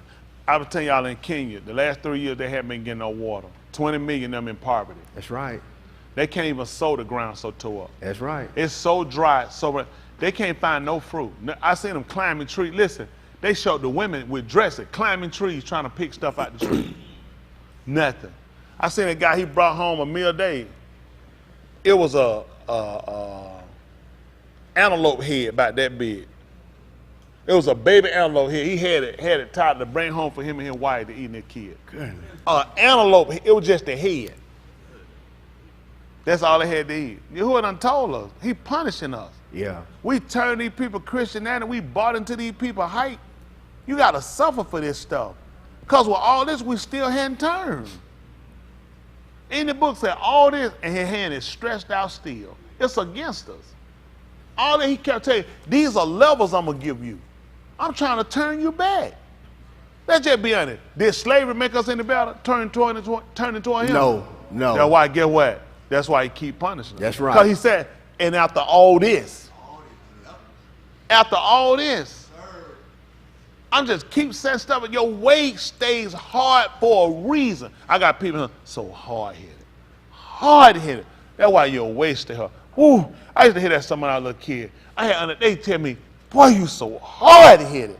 That thing you just rang, I still hear and I think about it. I see what anybody used to get told all the time. They used to tell till they were frustrated with you. You so hard-headed. He said, with all this, I got to give you something else. You need to know why you have the condition you have today. We got more kids now with eczema I ever seen. I was growing up, I ain't never seen. How many of y'all, Plum, you remember kids having eczema growing up? I ain't know nobody had eczema, wisema, eczema. I'm just telling y'all. Y'all remember people had eczema when y'all growing up? You don't know them now. I'm just saying, look at how much stuff it is. He said the itching, the burning. We got more stuff. We never had this stuff growing up. Our defenses down. I'm telling you, they broke us down from our food. That's why we sick. Let me tell y'all something. Y'all young people, please y'all don't hate me. I'm not trying to make y'all hate nobody. Hate stupidity. Y'all got it? Hate it because it hurts you. Anything that hurts you, hate it. Y'all got it? I'm not telling your parent correct. I'm talking about things these people set to take you down, to get you out of the way. Y'all young men don't have any idea. There is a prison system set up for you. They have built prisons off of you guys from the time they said, how many of y'all in the 3rd grade? How many of y'all completed 3rd grade? You're in the 3rd grade. They started doing the numbers when you hit the 3rd grade. The rest of y'all completed 3rd grade. They did the number system off of building prisons off of you. How you feel about that? 3rd grade. You think about going to jail? You want to grow up and be somebody and make money. How about the people over you have built a jail off of you when you hit 3rd grade?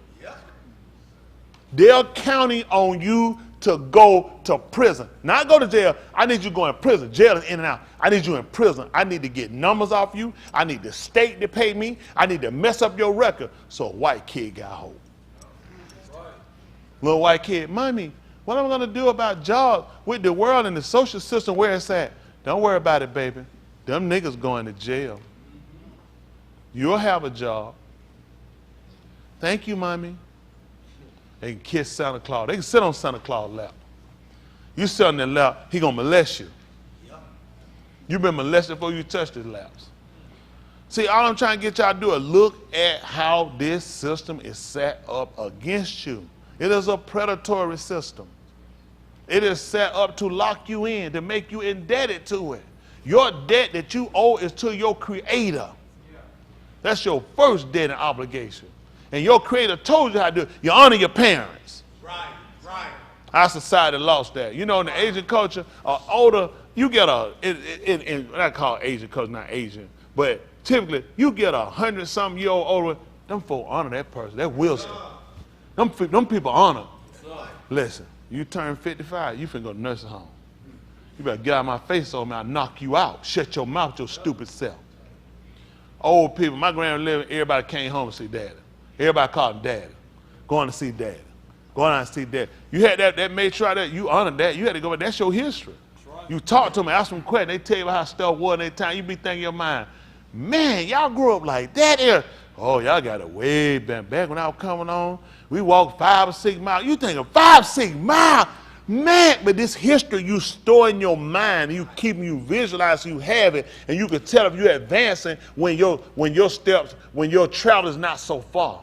When they can tell you about how they sit around. Meat, what was meat? We didn't know what meat was. Beans were meat.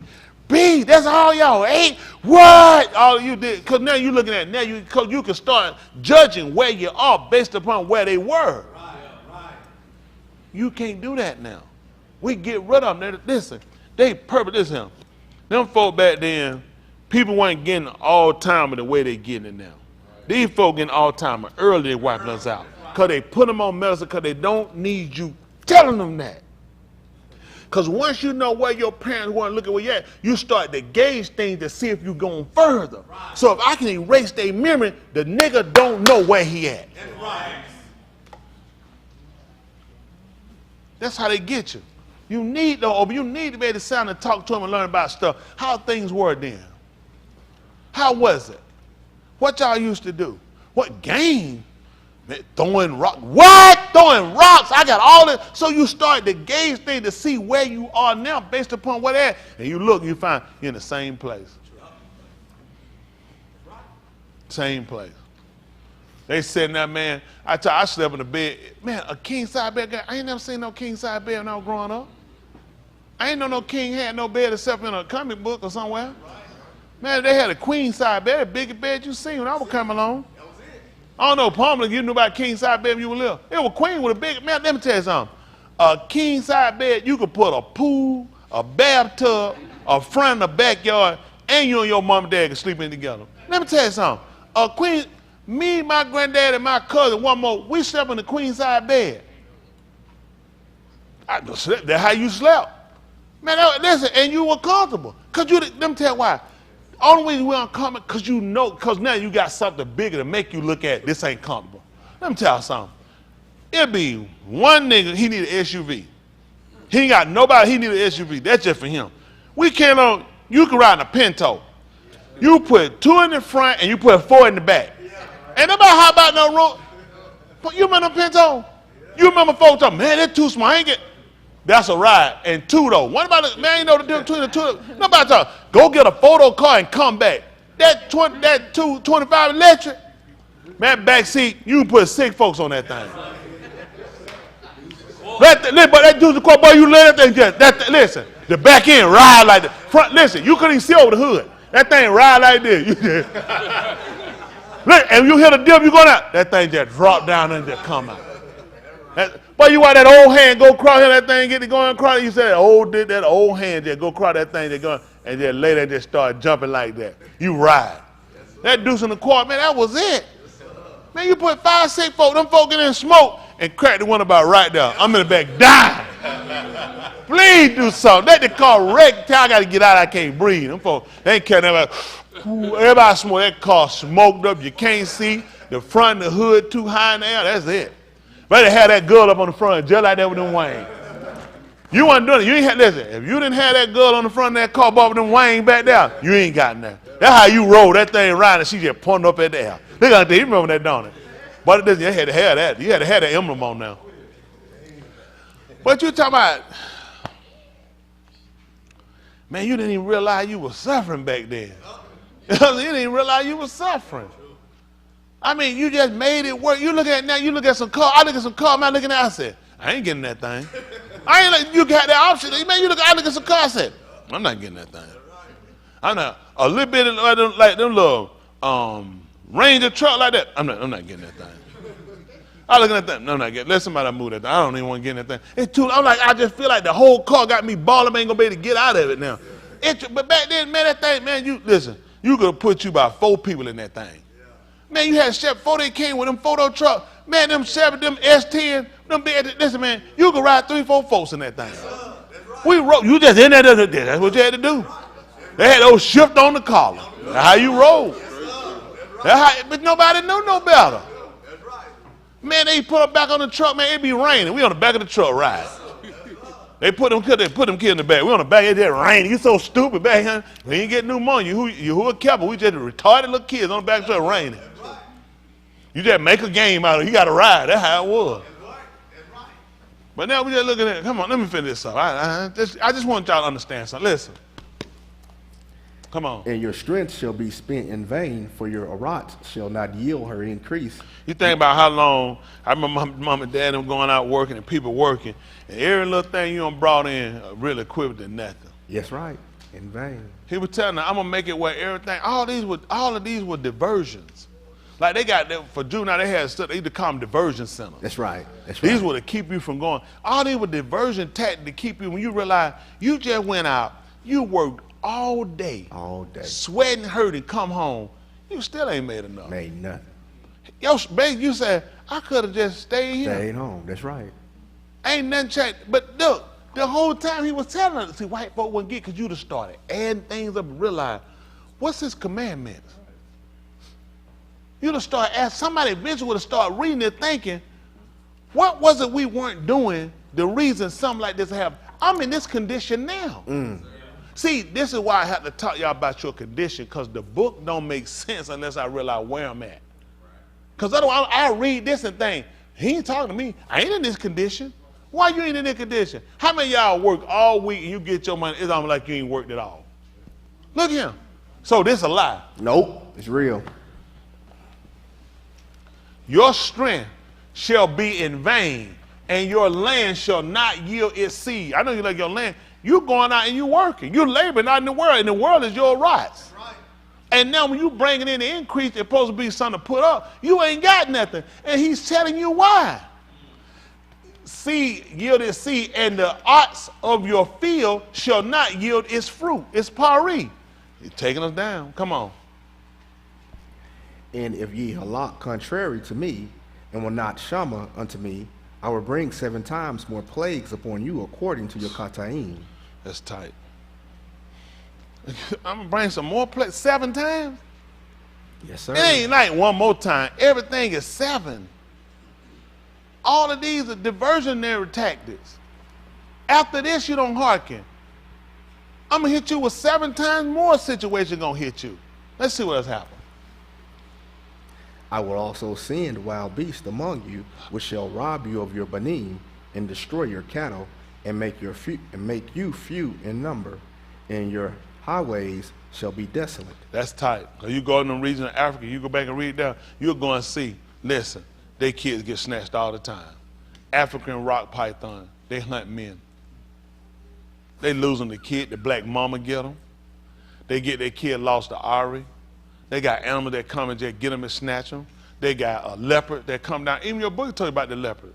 Gonna come and snatch your kid. Can you imagine you sitting here and your kid, what do?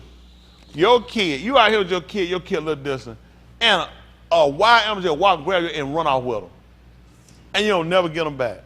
And you thinking, where this happen at? I told you, I'm only gonna make it worse. It's only worse. Look at these savages come and get our kids. Come on. Yes, sir. Look at these juveniles for sitting alone with our kids. You know who do that? Wild beasts. Yes, sir. Wild ravenous beasts Yes, sir. have taken our children. That's right. These wild ravenous beasts are injecting our kids with some kind of antivirus that don't stop the virus, that invites the virus. Right. Anti is against. Right. When you ever heard of the cure making you sick? Do you know how dumb you got to be? Oh, I went and got the vaccination, ain't work, and still got it. Right. Do you know how dumb you are? That you're bragging about a vaccination and you still have a disease? Then what were you vaccinated for? That's right. Don't be stupid. It don't mean I can't still get it. I just been vaccinated. Is it me being stupid or are you stupid? That's right. Come on. It makes no sense. Come on. And if ye will not be reformed by me by these things, but will halak contrary unto me, then will I also halak contrary unto you, and will punish you yet 7 times for your kataim. Come on. And I will bring a sword upon you that shall avenge the quarrel of my berith. You see that? I'm going to bring a sword upon you. You know it's amazing those bullet tips got points on them? Because they designed to pierce you through. Why you think you're getting gunned down? Because this is where you at. This is the level. You need to know where you at. You need to know where you at.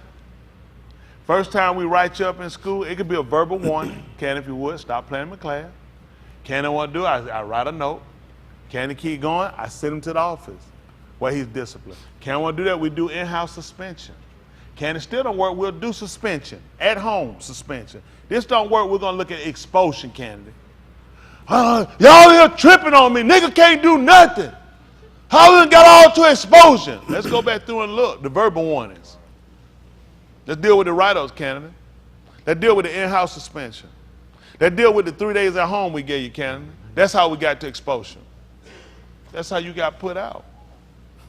I can't send all my Navajo to you and they spoke. He said, right now, these were verbal warnings. Then I sent the writings to you, Dave. We done been through this. I punished you right in Jerusalem. In-house, this don't work. Now I expelled you out of here. Now I want to know, can we talk for a minute? Seriously? That's all he's been doing is talking to us. It was time for some action. Actions were needed. Action got my attention. And I will bring upon you a sword avenging the cause of my berith, and you shall flee for refuge to your cities, and I will send out against you, and ye shall be Delivered into the hands of your enemies. That's how you know the book ain't right, because the people that got you love you, nigga. That's how you know. That's how people that want. How many of y'all don't want it? Was the book right? Just tell the truth. That's how right now I just exposed you to show you the book ain't right. Look at who got you. Everybody got you, love you, and treat you right. Give you a chance, help you out. Walk down the street, just look at it, give you money. What's the chance today that when this was written back then, that we would be in the hands of people like that? What white people sit in the hands of their enemy? When were they ever delivered in the hands of their enemy? How did you buy their bill of goods? You're the only people sitting in the hands of your enemy are people that hate you, because this is where we're at now. He kept trying to get to realize, do you see where we at? We way past talking. Come on. Come on. And when I have broken the staff for your bread, Oh my goodness. 10 nashim shall bake your bread in one oven. And They shall deliver you your bread again by weight, and ye shall eat and not be satisfied. Don't get till you're full. Come on. And if ye will not for all this shama unto me, but halak contrary unto me, What happened? then I will halak contrary unto you also in fury, and I, even I, will chastise you 7 times for your kataim. And ye shall eat the basar of your bani, and the basar of your banuth shall ye eat. Y'all see that? Y'all get it? How y'all think he got up to the point of eating it? Yahushua told about you except you eat his flesh. That was our being. So some had to motivate to push us to get in that condition.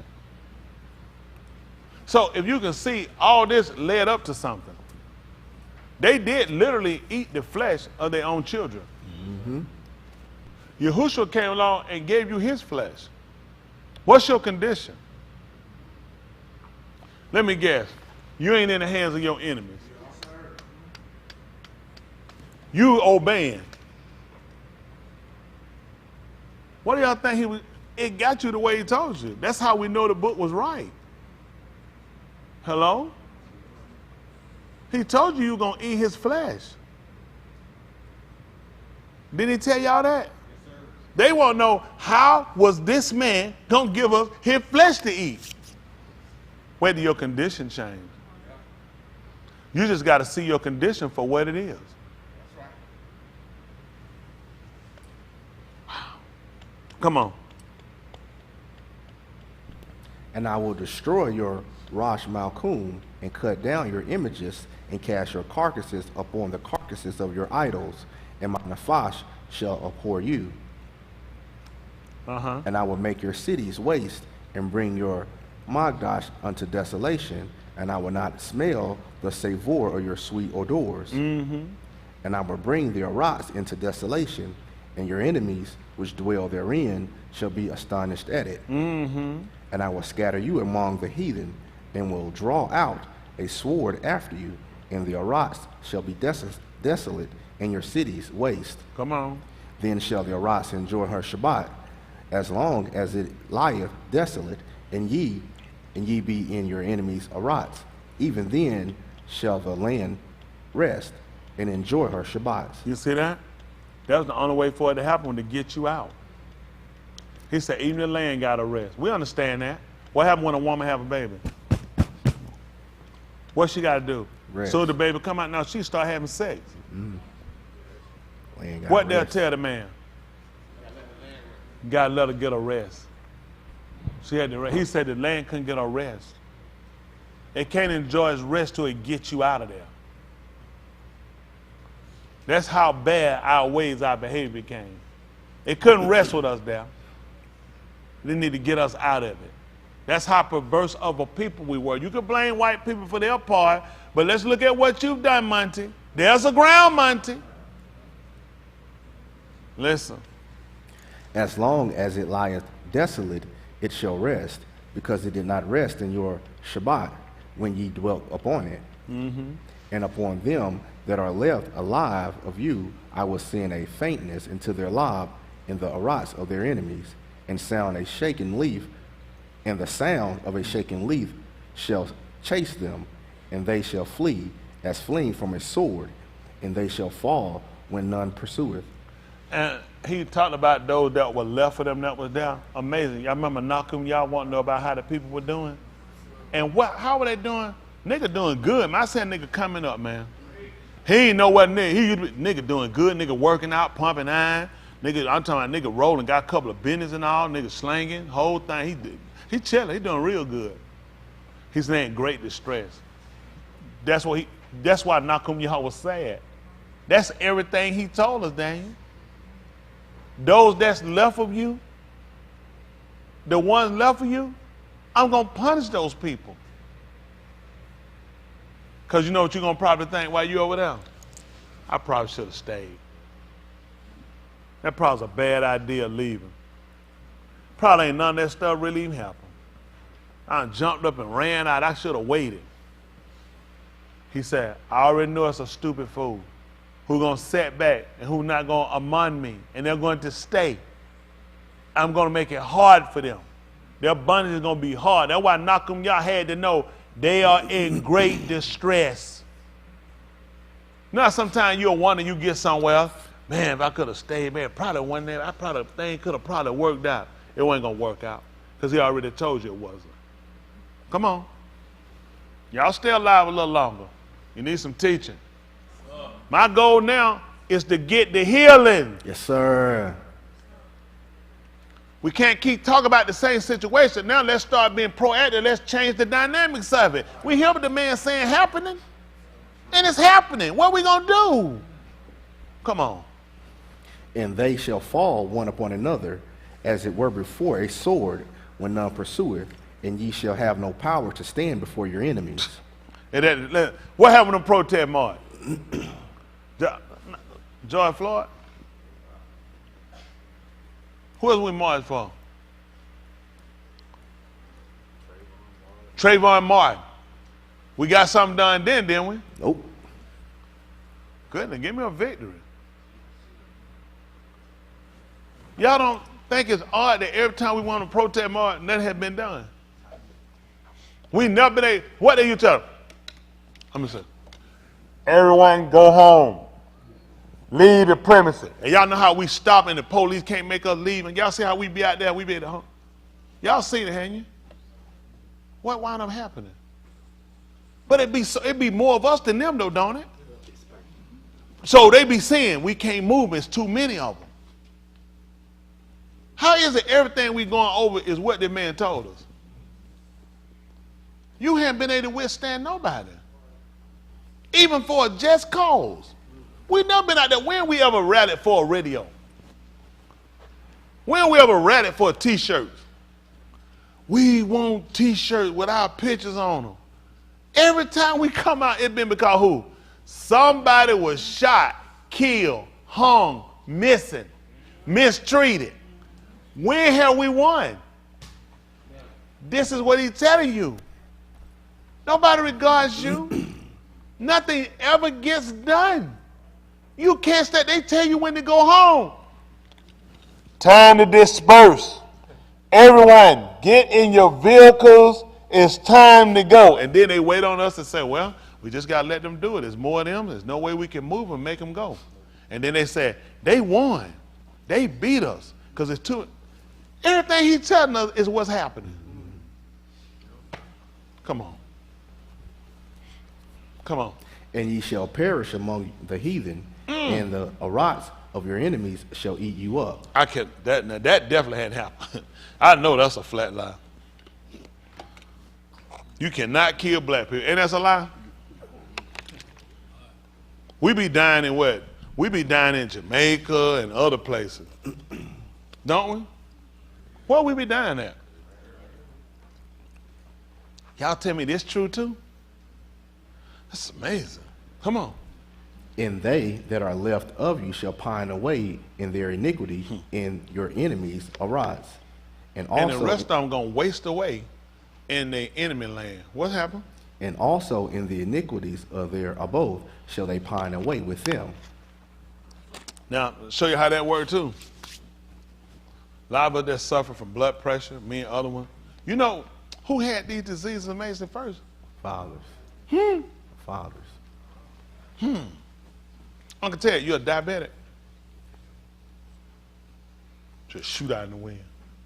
Would your mother or father happen to have been a diabetic? So it's been something they had that you got. He said, that stuff gonna waste. Are you a diabetic or high blood pressure? High blood pressure. Well, by chance your mother or your dad had, are you serious? See, we've been playing around. Nobody taught us to let us realize. That's why white people need to put on paper your family history. We've been too dumb to see why. And those who are left of you shall perish because of their iniquities, what we've done, and because of the iniquity, which are the kataim of their fathers. In the land of their shall they. Your mom and dad are still living? They deceased. They died in Africa? Ain't that funny? His mom and daddy died right here. Imagine that. Uncle Ted, your dad and mom still living? Where did they die? In Cuba? Nope. Where they died at? Right here in old America. The land of their enemies. When are we going to catch on? Exactly. He told you, you're going to die right in the land of your enemies. Well, I don't get which part. Why nobody here just made us look at this and start considering? Come on. If they shall confess their iniquity. Oh my goodness. And conjunction. And they shall confess their kataim. And the kataim of their abode. Of the fathers. With their trespass, which they trespassed against me. Neglected me. And that also they have halak contrary unto me. Come on. And that I also have halak contrary unto them. And have brought them into the arats of their enemies. Yeah. If then their uncircumcised law be humbled, and they then accept of the punishment of their And the katah, punishment, yes. then will I zakar my berith They with moved up Yaakov, 42, ain't it? 42. And I will remember my berith. with Yaakov, and also my berith with Yasakah, and also my berith with Abraham, will I zakar, Which and mark I to will, remember. and I will zakar the aras. The aras also shall be left of them, and shall enjoy her Shabbat, while she lies desolate without them, and they shall accept of the punishment of their katah, because they despise my mashpah, and because their nafash abhorred my statutes. They hated it. So, we can acknowledge, I ain't gonna hold y'all much longer. We can acknowledge that pretty much what we've seen him say was going to happen has happened. Yes, sir. Yes, sir. And we're down here, we're suffering. Our enemy have changed that we sow in much and we bring in little. True. It's not enough. You look now, you get through eating, you know what nigga want? He want to eat. Yep. When I was growing up, we ate. I'm telling y'all, I'm not lying. There was no way a grown man could eat an 8-piece box of chicken. There was not a grown man sitting at no table eating no whole chicken. Did your dad say I eat a whole chicken? Your stomach went back there. A chicken was just too much for one person. I get a whole rotisserie chicken. Listen, when I pop them legs off of it, he done. I pop that, it's done. And get what you need. Some bread or some sides. There you remember a whole, let me tell you something. They would call you a greedy pig. If you ate a whole bread, they say get them, you greedy pig. Man, you felt so bad. That thing hurt you. You greedy pig. You sat here. They didn't play that stuff. 2 breasts. I ain't never seen no 2 breasts no play when I was growing up. Now unless a stripper throw them on a plate. Other than that, no. They ain't play that. No. We come up. You ever seen a man that sat and eat 2 breasts? They ain't play that. Man, they were like, you'll get a breast. Eat that 4 breasts. Man, you had a whole chicken. Like you got a family, which I got a family of 10 of y'all. We coming, that chicken just about would have fed all 10 of y'all. I'm telling you, I don't know where all that extra would come off that chicken. Man, it seemed like that thing had 4 legs. I ain't realized the chicken, I'm sick. I don't know why I didn't figure it didn't have but 2 legs. It seemed like it was more drumsticks. Do anybody know what I'm talking about? I don't know why it never seemed like it was just 2 legs. It seemed like it was more legs in there and wings. Man, listen, we would eat, it was me, my mama, my fat sister, my daddy. And I brought the fat because with that, a whole chicken. My mama fried a chicken. She always bought a chicken. We never, like you gonna still cut, we never bought a cut up chicken. That chicken came home, she cut that chicken, she pulled that bag out that milk with them gizzards, cut that chicken up, fried that chicken. We ate chicken for dinner, and it'd be chicken in the refrigerator. She tell her, it's some chicken out in the morning. So it's chicken in the morning. I didn't know how many people, like folks talking about a chicken, I didn't know what part was, I just know it was chicken. I knew what a leg and a wing was. I've been with you. I didn't know a breath from a wing. I'd have told you a flat lie. They said, give me white meat. I said, yeah. White meat or dog meat? Yeah. I just didn't know. Back then we just ate chicken. I didn't know what part was not no dog. I knew what a leg was and a wing. You knew that because you getting that. They tell you walk up and tell them, can I have a breath? Get the leg. Get your behind there and sit down. I'm going to play. You ain't open your mouth. They put a leg in that plate, that thing be beat up and tell you, sit down somewhere. Man, that thing rolling your plate, you be holding the plate up here, you better not drop it. You be so scared, you gotta go. They put newspaper on the floor, sit on the floor. You ain't even sit to the table. Who remember that? Man, they no kid. You had a family event, they be like, sit them on the floor. And you better not waste it. But knock that plate over. Everybody finna move. You finna get beat. We finna got more of him. They finna beat the pit. Them folks look, and they put the field guard on you. You better not waste it. You be shaking all on your shirt. You be shaking with that. Man, here Thanksgiving. Your portion be like that. Put some chili on a kid plate. Like a kid, get a little chili. You get about that much, slap it. Go sit down somewhere. Them folks tell you, go sit down. Better be effing that. Can I have dessert? Sit down, let your food digest. My food, ask me again, you ain't getting nothing. You gonna sit down here. Now you gotta sit there, let them look at your face. You should have a digested look on your face. Them folks didn't play that stuff. They used to tell y'all down there, where do your food digest? That was it. Them folk didn't play that stuff. No. You never got it. I tell her, all this stuff now, that's a whole nother world. Them folks set you back. You appreciate stuff now. Well, you should. You go back and look at it. But I just want us to see this before I close, because this is what's important. Now you understand what happened with Nakum Yanim. They were getting ready to come out of captivity. See, once he had came into contact with them and he had learned what kind of situation, that confirmed from him. You know the first thing he started doing? Confessing. He knew who to confess to. Elohim, Yahuwah of Shamaim, who is Elohim, the mighty one.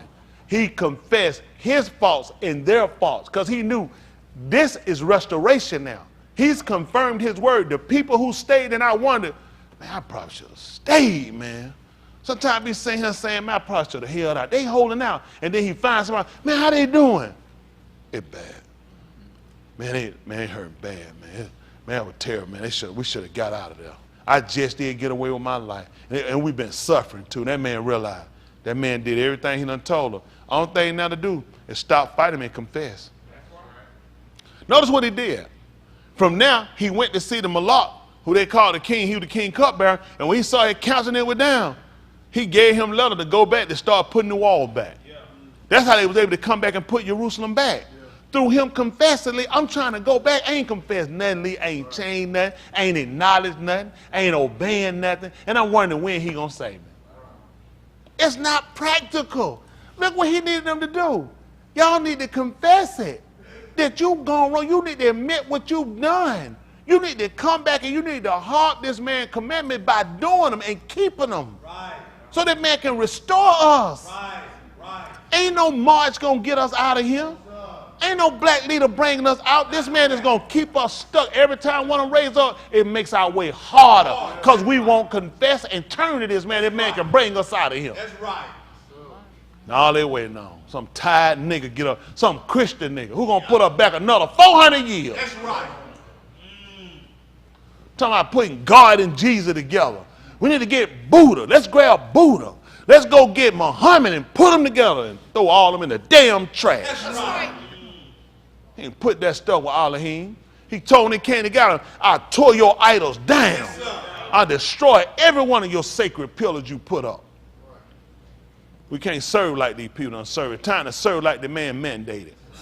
Time for everybody to turn and get it right. We've been lied to and run amok and made a fool of way too long. If y'all serious about getting it right, it's time to love this man and do what this man told us to do. It's time to turn our whole law to that man so that man can come and fetch us. Like a dog in the bone, that man come and fetch us. He's not going to fetch us till we get our hearts right, till we really make our minds up that we tired. How many of y'all are really tired with our situation? I am so frustrated. I know I yell out at y'all sometimes. I can't, because I'm tired. I'm tired of being held back. I'm tired of watching. All I'm watching, it's us. It's us every time that's hurt. It's us every time behind. It's us every time who kid failing. It's us every time our kids sick. It's us every time our men locked up. It's us dying. How much does it take till we finally just admit it? We can't keep fighting this man. We can't. What works for these other people, it don't work for us. Now make it must. I remember years ago, I used to go, not cheap, I was cheap then, but I had my day. I used to go to grocery store to buy shampoo. I used to buy Pearl, because it would be on sale for 99 cents. How many of y'all know what Pearl shampoo is?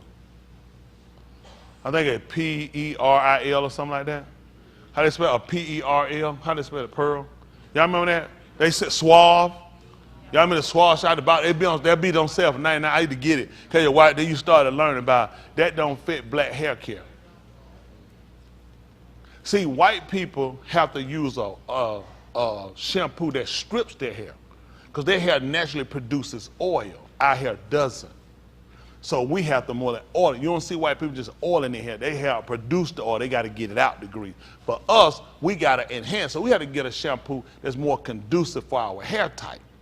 I used to use Coast soap, Irish Spring. Coast, they had the knife in the 70s, cut that piece down. That man was white. That man was a sailor and he was white. Ivory spring, ivory clean. I had learned that don't fit my skin. Because of everything, there's a different genetic. So I'm saying that to say, just get an idea, you can't just take everything because everybody, it don't fit us. See, a lot of that stuff stripped us when we didn't need to be stripped. We needed stuff to enhance us. See, the captivity was used to strip us of everything. They brought, you think they let a nigga, they came, took them bodies, I came to Africa, I just came down from Africa. This African wardrobe, this African, and I'm going to let this nigga wear that back over here. In America, he finna be wearing this. All that coming out. I'm gonna let this nigga, this is his spear. He killed lions and bears and tigers. I'm gonna put this nigga on the boat with this. Nigga, give me this, him too stupid. Man, remember I'm gonna kill a white man. I can't have him doing, I don't need him having no amulets, no stone, cause niggas gonna be asking questions. What if he gonna be telling me to come from a region where he come from and somebody gonna wanna go there? I gotta strip this nigga down, I gotta demean this nigga. I gotta make that nigga don't talk that African jumbo jump. So when other niggas see him, they know they're in the same damn boat. I don't want a nigga with no hope. I don't want no nigga looking and he start talking about this has some connection to it, all of him, and he got that strength from it, and helping with concentration. Give me that damn necklace. That's right. You know, I gotta give him one with a white man on it. Yeah. Cause that's who died for him. That's the Savior. Sweetest name he know. He knew his mama name, he knew his daddy name, his granddaddy name, and his grandmama name. But Jesus, the sweetest name he know. Huh? It is the sweetest name that nigga know. Oh, whoa, whoa. Yeah. Again, son. Had a nigga holler. Yeah. That's how they get it. Look at that, the programming. Until you're being taught and look at how ridiculous you sound, how backwards you are. You don't know. It makes no sense. We're working on recovery. That's what we're working on. Acknowledgement. Do we admit who went wrong? We went wrong. We went wrong. Everybody point the finger at who went wrong. No, point at the person. Point at the other person. That's where it started at. We went wrong. Point at who went contrary. Point at who hated his laws. Who hated his statue, his mosh pot. That's where it started. Us acknowledging we went wrong. Right. We went contrary. He's only you confess it. That's right. Only you confess it. Isn't that right? And now who's gonna start shaman his abarim, his debacle? We're going to show. We're going to hear what the intent to do. Y'all hear me? We're going to start to acknowledge. That's right. Now we start getting on restoration. This is part of our healing. Yeah. This is part of him restoring. When the Charlotte King, they call the apostle senior who should get ready to go up, they want to know, will you restore us the Malkuth at this time? That's right. Because we don't acknowledge our transgressions. Yes, sir. We don't confess our faults. Yes, sir. We'll harm your ma. We'll harm your mosh pots. Right. Now when you restore it to it, that's the mind we got to have. Yes, sir. I no damn mind about staying here. Right. Right. Please keep me here, don't let me go nowhere. All I got to do is keep doing what I'm doing. That's right. That's right. Keep kata. That's right. Keep mal, keep transgressing. Keep going contrary. Keep hating the man. Yep. And you'll stay here, and this is where you'll die. Behind your kata'im and the kata'im of your Abba. That's two. Yes, sir.